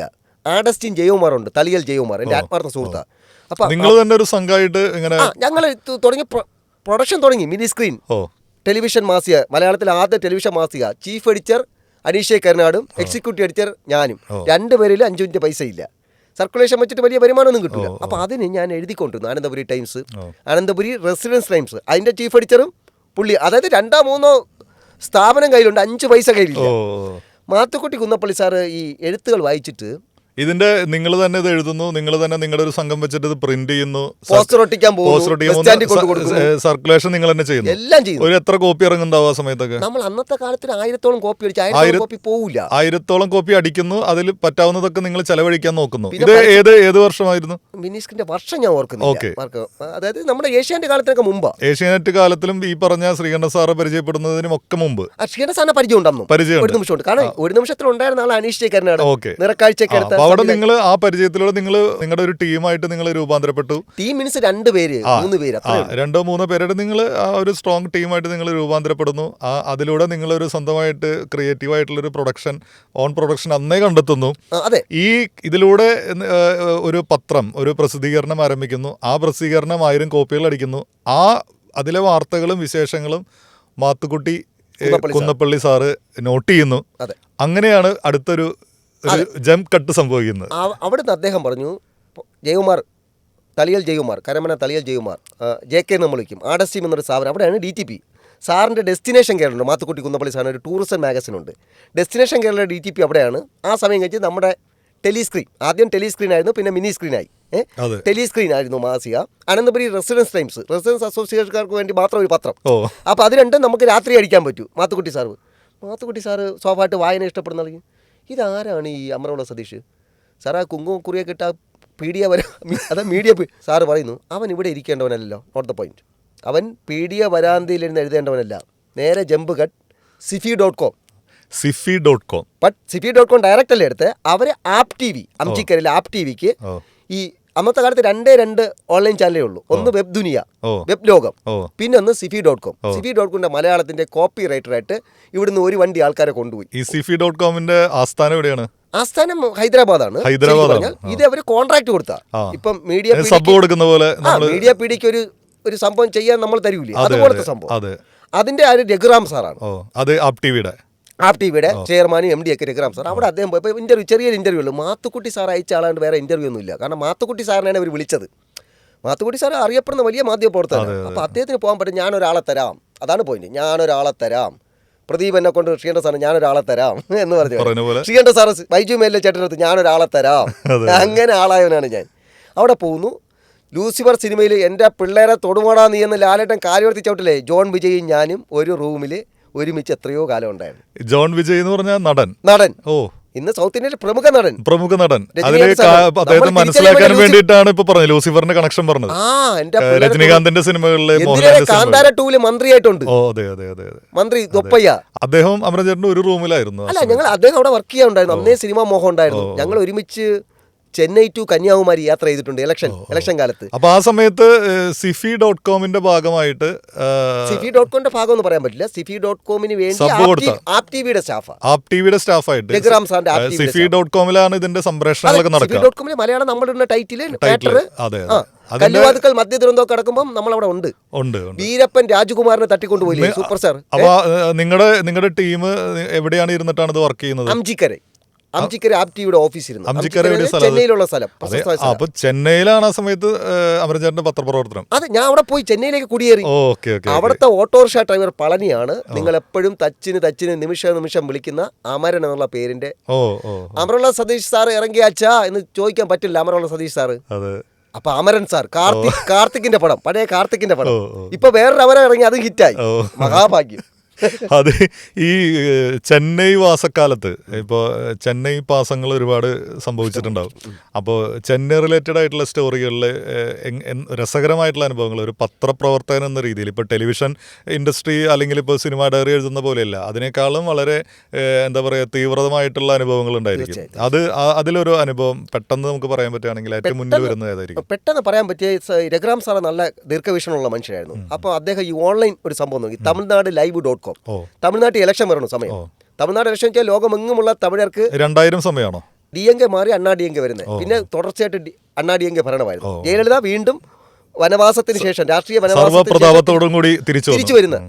അതുകൊണ്ടാണ് സ്ഥാപനം അടച്ചത്. വേറെ അപ്പോൾ ഈ ഇലക്ഷന്റെ ഭാഗമായിട്ട് നമ്മളെ കവറേജിന് വിട്ടു. എന്റെ ജോലി മറ്റൊന്നുമില്ല, ഒരു 3310 നോക്കിയ ആ ഫോൺ തരും, 3310. അതെ, ആ ഫോണും കൊണ്ട് പോയി കഴിഞ്ഞാൽ കമ്പനിയിലൊരു നമ്പറുണ്ട് ചെന്നൈ അംജിക്കരയിൽ. കലൈഞ്ചറുടെ കൂടെ ആയിരുന്നു, അതായത് സാക്ഷാൽ കരുണാനിധി, മുത്തുവേൽ കരുണാനിധി, അദ്ദേഹത്തിന്റെ കൂടെയുള്ള സംഘത്തിന്റെ കൂടെയുള്ള മാധ്യമപ്രവർത്തകരുടെ ഒരു സംഘത്തിൽ അദ്ദേഹത്തിന് ഒപ്പമല്ല, ഒരു കോളേജിൽ നമ്മൾ ആപ്പ് ടിവി തമിഴ്നാട് live.com. അതായത് ഇദ്ദേഹം കാഞ്ചീപുരത്തോ കരൂരോ ഈറോഡോ സംസാരിക്കുമ്പം ഈ നമ്പർ അടിച്ചിട്ട്, വണക്കം, ഞാൻ ഈറോഡിലിരുന്ന അമരൻ, ഇപ്പോൾ വന്ന് കലൈഞ്ചർ കരുണാനിധി ഉരയാട്ടുകരൈൻ ടപ്പ് അടിച്ചിട്ട് ബോക്സിന്റെ അവിടെ വയ്ക്കുക, പിടിച്ചോണ്ടിരിക്കുക. പോലീസുകാരൊക്കെ നോക്കും, വയർലെസ് പോലെ പിടിച്ചോണ്ടിരിക്കുക. ഇത് അതേസമയം ശ്രീലങ്കയിലും മലേഷ്യയിലും ലോകമെങ്ങുമുള്ള തമിഴ് സ്വദേശികൾ എത്തുകയാണിത് ലൈവായിട്ട്. ഈ വീഡിയോ ഫ്രണ്ടിൽ നിന്ന് കവർ ചെയ്യണത് അന്ന് രാത്രി ടേപ്പ് മിനി DVയിലാക്കി ചെന്നൈക്ക് കൊടുത്തേക്കും. അപ്പൊ വീഡിയോ പിറ്റേ ദിവസം കിട്ടും, ഓഡിയോ അന്ന് രാത്രി പോകും. ഇഷ്ടം പോലെ കേൾവിക്കാരുണ്ടായിരുന്നു. അപ്പൊ അതിന് അമരൻ എന്നുള്ള പേര് എവിടെയാണോ കാഞ്ചീപുരത്തിലിരുന്ന് അമരൻ ഇപ്പോൾ വന്ന് മുതലമൈസർ, കലൈഞ്ചർ, കരുണാനിധി, ഉരയാട്ടുകരൻ ടിപ്പ്. പിന്നെ രക്തമാന ഉടൻപറപ്പുകളെ അദ്ദേഹത്തിന്റെ ആ ഒരു അഭിസംബോധന ചെയ്യുന്ന ഒരു പദാവലി ഉണ്ട്. ഒന്നുകൂടി ആ ഒരു പവറിൽ നിങ്ങളൊന്ന് പറഞ്ഞു, അത് കേൾക്കാനൊരു രസമുണ്ട്. രക്തമാന ഉടൻപറപ്പുകളെ കാഞ്ചീപുരത്തിൽ വന്ന് പേസുമ്പോത് ഇത് വന്ന് സാക്ഷാൽ അണ്ണാവെ ഏമാത്തിയ ഊര്, അണ്ണാദുരെ തോപ്പിച്ച സ്ഥലമെന്ന് ഈ രീതിയിൽ പറഞ്ഞു. മനോഹരമായ ഒരു അവസ്ഥ. ഒരു മുഖ്യമന്ത്രിയുടെ അടുത്തുകൂടെ നമ്മൾ ഈ പേടിക്കും പോലെയൊന്നുമില്ല. കാരണം പോലീസുകാർക്ക് കുറേ ദിവസമായപ്പോൾ പരിചയമായി കേരളത്തിൽ നിന്നുള്ള ആള്, അങ്ങനെയുള്ള സംഭവം. ഈ കരുണാനിധിയുടെ ഈ പ്രസംഗവും അദ്ദേഹത്തിന്റെ പുറകെയുള്ള യാത്രകളും പറഞ്ഞു. അതുപോലെ വൈക്കോയുടെ ഒരു പ്രസംഗം പലപ്പോഴും താങ്കൾ എന്നോട് പറഞ്ഞിട്ടുണ്ട്. വൈക്കോ എന്നെ ഞെട്ടിച്ചു കളഞ്ഞു. വൈക്കോ വല്ലാത്ത വൈബാ. കല്ലടയെക്കുറിച്ച് എന്നൊരു സ്ഥലത്ത് ജനം തിങ്ങി നിറഞ്ഞു. അന്ന് വൈക്കോ DMK-ലില്ല, MDMK. ഇപ്പം DMK സഖ്യത്തിലാണെന്നാണ് എൻ്റെ ഓർമ്മ. ഇപ്പം DMK സഖ്യത്തിലാണ്. അന്ന് MDMK സ്റ്റാലിനെയൊക്കെ വരുന്നതിൻ്റെ പേരിൽ പാർട്ടി വിട്ട ആളാണ്. ഭയങ്കരമായിട്ട് ജനക്കൂട്ടം. ഇപ്പൊ വിജയ്ക്കൊക്കെ സംഭവിച്ചത് അന്ന് സംഭവിക്കാത്ത അത്രയ്ക്ക് ജനക്കൂട്ടം ഈ മനുഷ്യൻ വന്ന് പ്രസംഗം ഭയങ്കര പ്രസംഗകനാണെന്ന് എനിക്കറിയാം. അതും ഈ മൊബൈൽ ഫോണിന്റെ സംഭവം ഉണ്ടോന്ന് എനിക്ക് തോന്നുന്നു. എനിക്ക് ഡ്യൂട്ടിയുടെ ഭാഗമായിട്ട് ഈ 3310 മൊബൈൽ ഞാനവിടെ ചെന്നപ്പം അഭിസംബോധനയൊന്നുമില്ല. മക്കളെ വന്ന് മൈക്കിന്റെ മുമ്പ് വന്നിട്ട് ഒരു ദീർഘനിശ്വാസം, ഇത് കല്ലടയെക്കുറിച്ചിയാ അതാ കടലലയെക്കുറിച്ചിയാ. കല്ലടയെക്കുറിച്ചുന്ന സ്ഥലത്തിനെ കടല. എന്റെ അമ്മോ കയ്യടി. മൊബൈൽ ഫോൺ ഓൺ ചെയ്യാൻ മറന്നു. ഞാൻ കൈയടിച്ചോണ്ടിരുന്നു. വൈക്കോ പെരിയ പേച്ചാളർ. തമിഴ് മനോഹരമായ കവിത. കല്ലടയെക്കുറിച്ചിൽ വന്നിട്ട് ഇൻട്രൊഡക്ഷൻ തന്നെ ഇതാണ് പറയുന്നത്. ഇത് വന്ന് കല്ലടയെക്കുറിച്ചിയാ അതാ കടലലയെക്കുറിച്ച്. അപ്പൊ കടല് പുരക്ഷി പുയൽ വൈക്കോ വാഴ്ക. ഞാനും വിളിച്ചു 2 വിളി. തമിഴ്നാടിന് വേണ്ടി ഭരിക്കുന്ന ആളാണ് പുള്ളിക്ക്. തമിഴ് വംശജം എന്ന് വെച്ചാൽ ഭയങ്കര ഇതാ. അപ്പൊ അങ്ങനെ കുറെ അനുഭവങ്ങളുണ്ട്. പക്ഷെ തുറന്ന പെരുമാറ്റമാണെന്നേ. അന്ന് അവിടുന്ന് കിട്ടിയ അമരൻ പേരുമായിട്ട് DMK ഭരണം പോയപ്പോൾ നമ്മളെ കമ്പനി പൂട്ടി. ഞാൻ തിരിച്ചിങ്ങി വന്നു. അതായത് ഇപ്പൊ തമിഴ്നാട്ടിലുള്ള ഒരു രസകരമായ കാര്യം എന്ന് വെച്ച് കഴിഞ്ഞാല് പല സ്ഥാപനങ്ങളും ചിലപ്പോൾ ഒരു മിനിസ്ട്രി മാറി മറ്റൊരു മിനിസ്ട്രി വരുമ്പോൾ അത് ചിലപ്പോൾ മൊത്തം പൂട്ടിപ്പോകും. അങ്ങനെ അമരൻ ചേട്ടൻ പീരീഡ് കഴിഞ്ഞു. പിന്നെ താങ്കളെ സംബന്ധിച്ച് കരുണാനിധിക്ക് സപ്പോർട്ട് ചെയ്തിരുന്ന ഒരു മാധ്യമ സ്ഥാപനമായിരുന്നു. സ്വാഭാവികമായിട്ടും ജയലളിത വരുന്നതോട് കൂടിയിട്ട് ഇതെല്ലാം തിരിച്ചു വന്നപ്പോൾ ഏറ്റവും വലിയ twist, Woodlands Poojappura Woodlands flat, തിരുവനന്തപുരത്ത് ആദ്യത്തെ ഫ്ലാറ്റിലാണ് ശ്രീകണ്ഠ സാറ് താമസം. നമ്മളൊക്കെ ആകാശവാണി കാലത്തൊക്കെ ആ വീട്ടിൽ പോയി ആദിത്യം അവിടെ ചെന്ന ഭക്ഷണം ഉറപ്പാ. ഭക്ഷണമാണ്, ആവശ്യക്കാർക്ക് ജോലിയും തരും 2 ദിവസം കഴിഞ്ഞാൽ. അവിടെ ഞാൻ സാറിനെ കാണാൻ പോണു. ജോലി നഷ്ടപ്പെട്ട് വരെയാണ്. ജോലി നഷ്ടപ്പെട്ടു വന്നപ്പം മന്ത്രിസഭ മാറിയതിന്റെ പേരിൽ ജോലി നഷ്ടപ്പെട്ട് വരുന്ന ഒരാളാണ്. അത് സാറ് സ്വാഭാവികമായിട്ട് പൂട്ടി മൈൻഡപ്പ് ചെയ്ത് അതുവരെയുള്ള ശമ്പളമൊക്കെ രഘുറാം സാർ നന്ദി. രഘുറാം സാർ വളരെ ഭംഗിയായിട്ട് വെച്ചു. ജോൺ വിജയനെ പോലെ സൗഹൃദങ്ങൾ കിട്ടി അല്ലേ നമുക്ക്. ഈ യാത്രയിലുടനീളം ജോൺ വിജയ് എന്ന് പറഞ്ഞാൽ അറിയാത്തവരാരുമില്ല. കാരണം ലൂസിഫർ അതെ രജനീകാന്ത് സാറുമായിട്ട് ഞാൻ ഇപ്പൊ പറഞ്ഞു രജനീകാന്ത് സാറുമായിട്ട് പടം എടുക്കാൻ പറ്റില്ല. ഇനി ചെന്നൈ പോയിട്ട് ഇദ്ദേഹമായിട്ട് കെട്ടിപ്പിടിച്ച് അത് മതിയല്ലോ. രജനീകാന്ത് സാറിന്റെ തൊട്ട ആളാണല്ലോ. അമരൻ സാർ എന്നെ വലിയ കാര്യമാണ് കേട്ടോ. ആ സമയത്ത് ഭയങ്കര തമിഴ്നാട്ടുകാരുടെ തമിഴരുടെ ഒരു വലിയ സംഭവിച്ച ബഹുമാനം. പ്രായമൊന്നും പ്രശ്നമില്ല, ബഹുമാനം. ഞാൻ കേരളത്തിൽ നിന്ന് വന്നിരിക്കുന്നു. അവിടുത്തെ ഒരു പെരിയ പത്രികയാളർ ആര് മാത്തുക്കുട്ടി കുന്നപ്പള്ളി സാർ അനുപ്പിയ പയ്യൻ എന്താ തമ്പി, പെരിയ പത്രികയാളർ മാത്തുക്കുട്ടി കുന്നപ്പള്ളി സാർ അനുപ്പിയ തമ്പി, അവനെ സാർദാൻ കൂപ്പിടണം. അങ്ങനെ ക്യാമറാസിൻ്റെ അടുത്ത് പറയണേ ഞാൻ കേട്ടോണ്ട്. ഞാനിവിടെ വന്നപ്പം വുഡ്ലാൻഡ് റൂമിൽ സാറ് ആരോടോ പറയാണ്, നമ്മുടെ ജസ്റ്റ് മിട്ടുണ്ടെന്ന് അമരോള സതീഷില്ലേ, അവനിപ്പോൾ ചെന്നൈയിൽ നല്ല നിലയില്ല. ഞാൻ മിണ്ടാ നിൽക്കണ്ടേ. ഞാൻ അദ്ദേഹത്തിന് മുമ്പ് വെച്ചു, സാറേ ജോലി പോയി. പണി പോയി അല്ല സാറ് പറഞ്ഞേ, ഞാൻ ഇത്രയും പ്രശംസിച്ച് വെച്ചിരിക്കുമ്പോൾ അയാൾ പോയതിന് ശേഷം പറഞ്ഞാൽ പോരെ ജോലി പോയെന്ന്. പിന്നെയാണ് നോട്ട് ദ പോയിന്റ്, ഞാൻ ബികാസ് പിടി വരണം. ഏത് ചെന്നൈയിൽ നിന്ന് പണി നഷ്ടപ്പെട്ട് വരുമ്പോൾ ആണ്. അതിൻ്റെ ഇടയ്ക്ക് അനീഷ് ജെ കരുണാടും ജയകുമാർ തളിയലുമായിട്ട് ചേർന്ന് മലയാളവാർത്ത.com സ്വന്തം ഓൺലൈൻ സ്ഥാപനമൊക്കെ തുടങ്ങി. മലയാളവാർത്ത.com ചീഫ് എഡിറ്ററായിരുന്നു ഞാൻ. സ്വന്തമായിട്ട് ഓൺലൈൻ തുടങ്ങി. ഒന്നും ക്ലച്ച് പിടിച്ചില്ലേ. പാണ്ടിപ്പടയിലെ ദിലീപിനെ അറിയാം, ഒരുപാട് ബിസിനസ് ചെയ്തു, ഒന്നും രക്ഷപ്പെട്ടില്ല. ആ കാലത്ത് തുടങ്ങിയിട്ടുള്ള അങ്ങനെ ചെറിയ ചെറിയ കാര്യങ്ങൾ രക്ഷപ്പെട്ടില്ലെങ്കിലും അല്ലെങ്കിൽ അത് നമ്മളെ രക്ഷപ്പെടുത്തിയില്ലെങ്കിലും ആ ഒരു ഇൻവെസ്റ്റ്മെന്റിലാണ്, ആ അനുഭവങ്ങളാണ് തീർച്ചയായും നമ്മുടെ ഏറ്റവും വലിയ ഇൻവെസ്റ്റ്മെന്റായി മാറിയത്. ആ അനുഭവങ്ങളിലൂടെയാണ് നമ്മൾ ഏഷ്യാനെറ്റിൽ നമ്മൾ ചെറിയ ചെറിയ കാറ്റുകളെ കാണുമ്പോൾ ഇതിലും വലിയ കൊടുങ്കാറ്റ് കൊണ്ടിട്ടുള്ള ഒരാളെന്ന നിലയ്ക്ക് ഈ പറഞ്ഞ ചെറിയ ചെറിയ പരിപാടികൾ നമുക്ക് പിന്നീട് വലിയ കൊടുങ്കാറ്റുകൾ അതിജീവിക്കാനുള്ള ഒരു വലിയ സ്ട്രെങ്ത് ആയിട്ട്, കരുത്തായിട്ട്, ഇന്ധനമായിട്ട് മാറുകയാണ്. ID കാർഡ് ഇല്ലാത്ത ജോലിയാണ് ഏഷ്യാനെറ്റ്. ഒരു കാര്യം കൂടെ പറയട്ടെ, നാട്ടിൽ നിന്ന് നല്ലൊരു കല്യാണാലോചന വന്നു. അപ്പോൾ എന്നെ വിളിച്ചു സ്വാഭാവികമായിട്ട്. അപ്പോൾ ഏഷ്യാനെറ്റ് എന്ന് വെച്ചാൽ എല്ലാവരും പറയും ഏഷ്യാനിലാണ് ജോലി, ഐഡിയ സ്റ്റാർസിങ്ങളാണ്. അപ്പോൾ നമുക്ക് അങ്ങനെ പറയാൻ പറ്റില്ല, ID കാർഡില്ല. സാറ് വിളിച്ചൊരു ജോലിക്ക് പോയിരിക്കുന്നത് cinema diary, not the point, അവിടെ നിന്നാണ് വരുന്നത്. നാട്ടിൽ നിന്ന് നല്ലൊരു കല്യാണമാണോ എന്ന് ചോദിച്ചു. ഏഷ്യാനെറ്റിൽ സ്ഥിരമാണോ? ഞാൻ സ്ഥിരമല്ല. ഏഷ്യാനിൽ എങ്ങനെ? ഞാൻ ശ്രീകണ്ഠ സാറ് വിളിച്ചിട്ട് പോയാണ്. ശ്രീകണ്ഠ സാർ അവിടെ സ്ഥിരമാണല്ലേ? ഞാൻ ശ്രീകണ്ഠ സാറ് സ്ഥിരമല്ല. കല്യാണം മുടങ്ങി. കാര്യം വെച്ചാൽ എനിക്ക് അപ്പുറത്തെ വേവിലേക്ക് പറഞ്ഞ സംഭവം സത്യമല്ലേ. സാറ് പിന്നെ മനോരമയിൽ പോയില്ലേ? സാറൊരു അല്ല, അന്ന് എത്ര വലിയ സ്ഥാപനമാണെങ്കിലും സ്ഥിരമായി ജോലിയുള്ളവനാണ് വില, സ്ഥാപനത്തിനാണ് വില. നമ്മുടെ നാട്ടിൽ കുഴപ്പമുണ്ട് ജമിനെ, നിങ്ങളെ തൃശ്ശൂർ പോലെ സർക്കാർ ജോലി തന്നെ വേണം. സർക്കാർ ജോലി എന്നുള്ളത് മാത്രമല്ല, ഒരു സ്ഥാപനത്തിൽ നമ്മൾ കയറി കഴിഞ്ഞാൽ അവിടെ സ്ഥിര ജോലിയാവുക, അവിടെ പെൻഷൻ പറ്റുക, അവിടുന്ന് തന്നെ റിട്ടയർ ചെയ്യാൻ പറ്റിയാൽ അത്രയും സന്തോഷം. ഇന്ന് ഒരവസ്ഥ മാറി. ഇന്ന് സ്ഥാപനത്തിനേക്കാൾ കൂടുതൽ വ്യക്തി വളർന്നുകൊണ്ടിരിക്കുന്ന ഒരു കാലഘട്ടമാണ്. 2 വർഷമോ 3 വർഷത്തിനോ അപ്പുറം ഒരാളൊരു സ്ഥാപനം മാറുന്നില്ലെങ്കിൽ അവന് കഴിവില്ലാതെ കൂടി കാണുന്നൊരു കാലഘട്ടമാണ്. കാരണം കഴിവുള്ളവനെ ഇപ്പോഴത്തെ ഭാഷയിൽ പറയുകയാണെങ്കിൽ വിവിധ മാധ്യമങ്ങൾ കൊത്തിക്കൊണ്ടുപോകും. അങ്ങനെ കൊത്തിക്കൊണ്ടുപോകാൻ പറ്റാത്തവരായിരിക്കും, അല്ലെങ്കിൽ സ്വന്തം സ്ഥാപനമായിരിക്കണം. പക്ഷെ എന്തായാലും സ്ഥിര ജോലിയെ കുറിച്ച് അന്നത്തെ ഒരു കാഴ്ചപ്പാട് അതായിരുന്നു. അപ്പോ അല്ല, അമരചേട്ടൻ പറഞ്ഞ മറുപടി പിന്നെ അവര് ഹഠാതാകർഷിച്ച് കാണും. നിങ്ങളാണോ? അല്ല, നിങ്ങൾ പിന്നെ എങ്ങനെ എത്തിയേ? അത് ശ്രീകണ്ഠ സാറ്, അദ്ദേഹം അവിടെ സ്ഥിരമാണ്, സാറേ സ്ഥിരമില്ല. പിന്നെ എന്റെ അസ്ഥിരത്തെ കുറിച്ച് പറയണ്ടല്ലോ. കല്യാണം മുടങ്ങി, പക്ഷെ എന്നാലും എനിക്കൊരു മറുപടിയിൽ കല്യാണം മുടങ്ങി. അല്ല, സ്ഥിരമല്ലെന്ന് നമ്മൾ സത്യം പറയണല്ലോ. ഏഷ്യാനെറ്റ് ID കാർഡ് ഇല്ലാത്ത ഒരുവൻ എങ്ങനെയാണ് ഏഷ്യാനെറ്റ് സ്റ്റാഫ് എന്ന് പറഞ്ഞ് കല്യാണം കഴിക്കും? രചന നിർമ്മാണം എന്ന് എനിക്ക് വയ്ക്കൂല, രചന എന്ന് മാത്രം വെച്ചാണ് സിനിമ ഞാൻ വർക്ക് ചെയ്തത്. ഞാൻ പിന്നീട് സത്യമായിട്ട് മാധവൻ സാറിന് നന്ദി, ഇറങ്ങാൻ നേരത്ത് ശ്രീകണ്ഠ സാർ വിളിച്ചിട്ട് ഫ്ലവേഴ്സ് ഇറങ്ങാൻ നേരത്ത് ഞാൻ അവിടുത്തെ പ്രൊഡ്യൂസറായി. വലിയ ഷോ ചെയ്യാതെ തന്നെ മാധവ് സാറിനും MR രാജൻ സാറിനും ശരത്തേട്ടനും ഒക്കെ നന്ദി. അവരാണ് ആദ്യത്തെ ഇന്റർവ്യൂ. ശ്രീകണ്ഠ സാർ മനോരമയിൽ പോയതിനു ശേഷം എന്നെ അവിടെ സ്ഥിരപ്പെടുത്താൻ എനിക്ക് കഴിവില്ലെന്ന് പറയാൻ പറ്റില്ല. കാരണം ഇത്രയും ലൊക്കേഷൻ പോയി ആർട്ടിസ്റ്റുമായിട്ട് ബന്ധം, ഇൻ്റർവ്യൂ എടുക്കുക. ഒരു വർക്കിന് പോയ 2 പ്രോഗ്രാം ചെയ്യും. അതറിയാം, സിനിമ ഡയറിയുടെ ബഡ്ജറ്റിൽ പോവും. ഗോപിക ആർട്ടിസ്റ്റ്, ഗോപിക വരുന്നു, 10 മിനിറ്റ് സംസാരം, അത് താരവിശേഷം. മനസ്സിലാക്കാം. ഒരു ലൊക്കേഷൻ പോയി ഏത് ആർട്ടിസ്റ്റ് ഒറ്റയ്ക്ക് ഇരുന്നാലും സിനിമ ഡയറി, താരവിശേഷം, അങ്ങനെ ഈ രണ്ട് പ്രോഗ്രാമും എനിക്ക് തോന്നുന്നു ഏഷ്യാനെറ്റ് പ്ലസിലായിരുന്നു. അല്ല, സിനിമ ഡയറി മെയിൻ ചാനലില്ല. ഉച്ചയ്ക്ക് 2:30 ഞായറാഴ്ച താരവിശേഷമൊക്കെ പ്ലസിലായിരുന്നു. അതെ, ഉച്ചയ്ക്ക് 2:30 ആളുകൾ. പിന്നെ സിനിമ ടുഡേ അങ്ങനെ എന്തോ പ്ലസിലുണ്ടായിരുന്നു. സിനിമ ഡയറി മുസ്താഖ് സാറിനാണ് നന്ദി പറയുന്നത്. നമ്മുടെ മുൻ കമ്മ്യൂണിസ്റ്റ് മന്ത്രി ഇമ്പിച്ചി ബാബ അദ്ദേഹത്തിന്റെ മകനാണ്. മുസ്താഖ് സാറാണ് ഈ പേരിടുന്നത്, സിനിമ ഡയറി. മുസ്താഖ് സാർ ക്ഷമിക്കണം, ഇപ്പോൾ സിനിമ ഡയറിയുടെ പേറ്റായിട്ട് ഞാൻ എടുത്തു. കാരണം ഫേസ്ബുക്കിൽ മൊത്തം ഞാൻ സിനിമ ഡയറി അമൃത സ്റ്റേഷൻ ഇട്ടിട്ട് എൻ്റെ പേരിലായി. പക്ഷേ അദ്ദേഹമാണ് തുടങ്ങിയത്.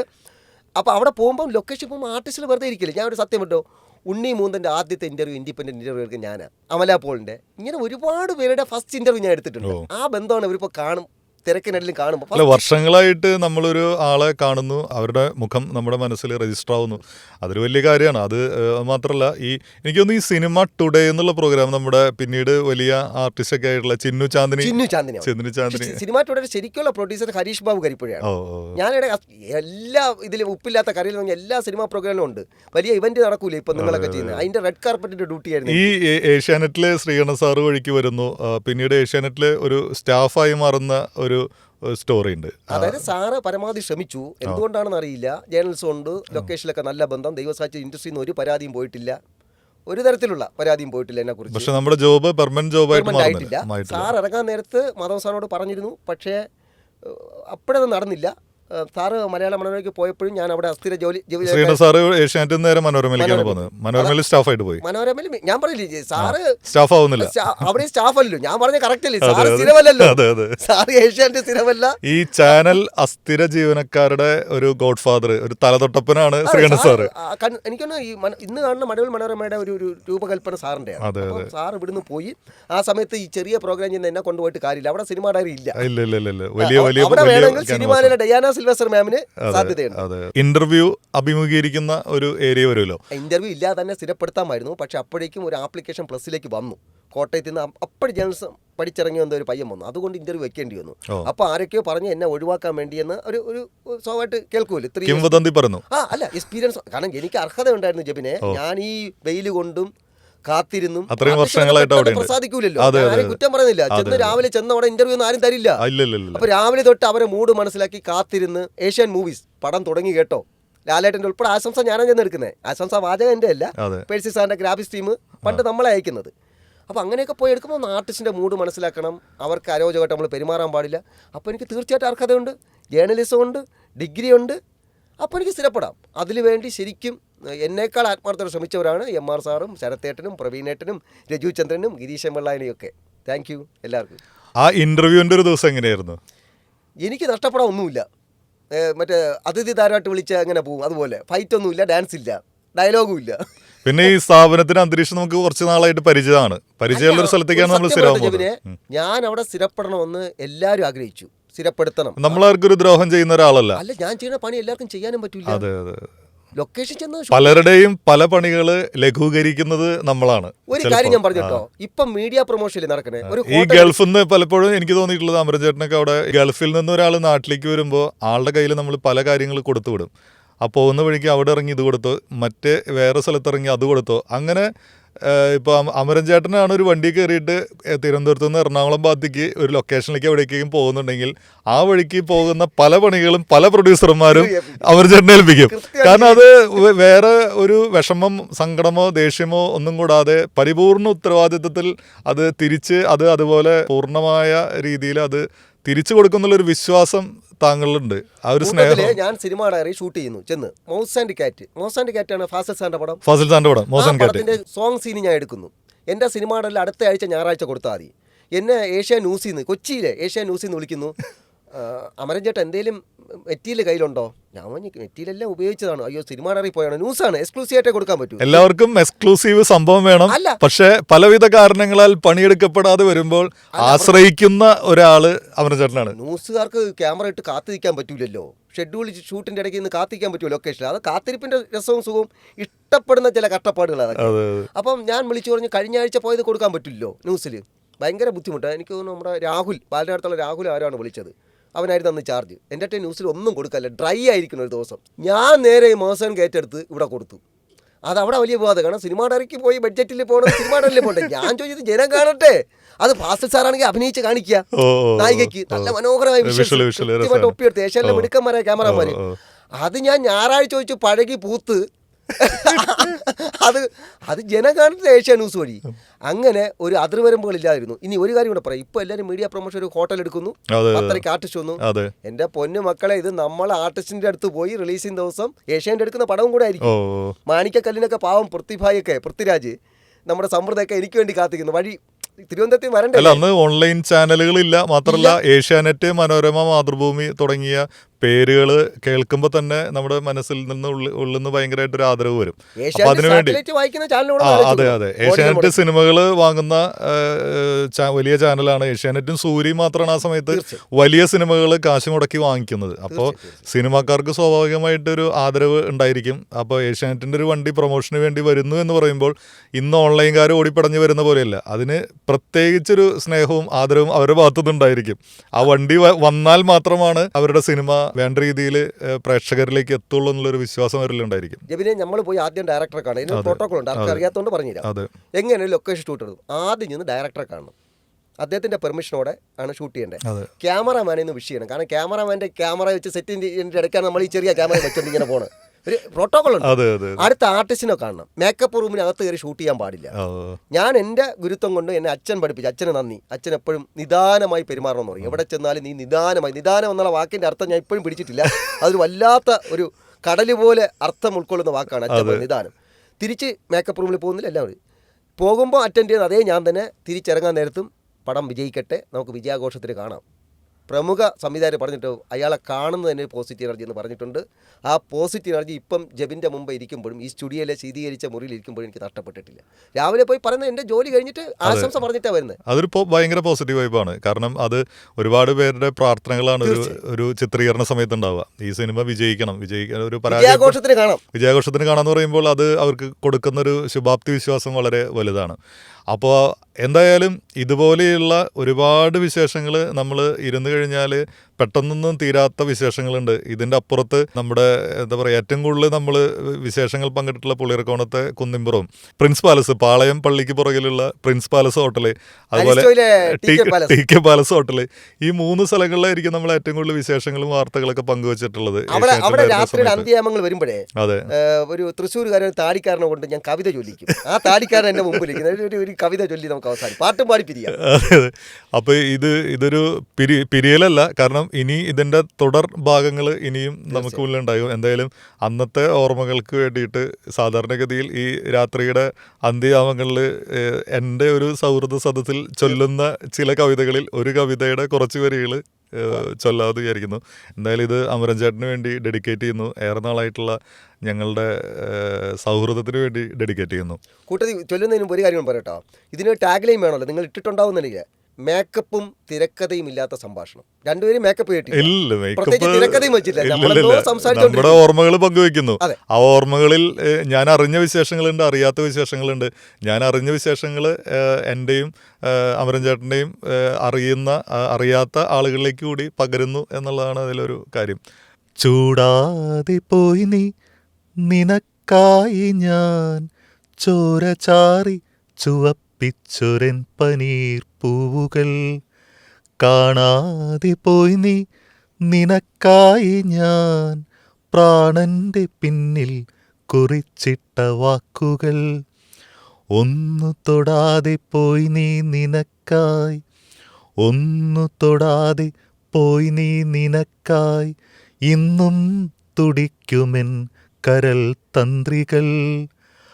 അന്ധമാം സംവത്സരങ്ങൾക്കുമക്കരെ, അന്തമിഴാത്തതാം ഓർമ്മകൾക്കക്കരെ, കുങ്കുമം തൊട്ടു വരുന്ന ശരത്കാല സന്ധ്യയാണിന്നും എനിക്കു നീയോമലി. ദുഃഖമാണെങ്കിലും നിന്നെക്കുറിച്ചുള്ള ദുഃഖമെന്താനെന്തമാണെനിക്കോമനി. എന്നുമെന്നും എൻ പാനപാത്രം നിറയ്ക്കട്ടെ നിന്ന സാന്നിധ്യം പകരുന്ന വേദന. ദുഃഖമാണെങ്കിലും നിന്നെക്കുറിച്ചുള്ള ദുഃഖമെന്താനെന്തമാണെനിക്കോമനി. എന്നുമെന്നും എൻ പാനപാത്രം നിറയ്ക്കട്ടെ നിന്ന സാന്നിധ്യം പകരുന്ന വേദന. ഈ കവിതയിൽ ബാലേന്ദ്രൻ ചുള്ളിക്കാടിൻ്റെ വളരെ പ്രശസ്തമായിട്ടുള്ള ഒരു കവിതയാണ് ആനന്ദധാര. അപ്പോൾ ഇതിലെ അവസാന വരികൾ നമ്മുടെ പ്രിയപ്പെട്ട ഒരാളുടെ അസാന്നിധ്യത്തിലാണ് ആ കവിത അവസാനിക്കുന്നത്. അതുപോലെ അന്നത്തെ സൗഹൃദങ്ങളിൽ ഉണ്ടായിരുന്ന പലരും പല ചാനലുകളിൽ പല പുതിയ എന്താ പറയുക സങ്കേതങ്ങളിൽ പല പുതിയ തട്ടകകളിൽ അവരങ്ങനെ അടരാടുന്നുണ്ട്. അവരെല്ലാവരെയും നമ്മൾ ഈ നിമിഷം ഓർക്കുന്നു. അന്ന് തന്ന സ്നേഹത്തിനും നമ്മളെ ചേർത്ത് പിടിച്ച കാലത്തിനും ഒരിക്കൽ കൂടി നന്ദി. അപ്പോൾ ഇനിയും ഈ സ്നേഹ സംഭാഷണം അമരൻ ചേട്ടാ നമുക്ക് ഇനിയും തുടരണം. പിന്നെ മൂഡ് ഓൺ വിത്ത് മീഡിയ പീഡിയയിൽ നിങ്ങളുടെ മൂഡ് കൃത്യമായിട്ട് ഓണായി എന്ന് വിശ്വസിക്കുന്നു. അമരൻ മൂടായി, ആനന്ദധാരയാണ് പാടിയത്, അമരൻ ധാരയായി. വലിയ സന്തോഷം. Thank you.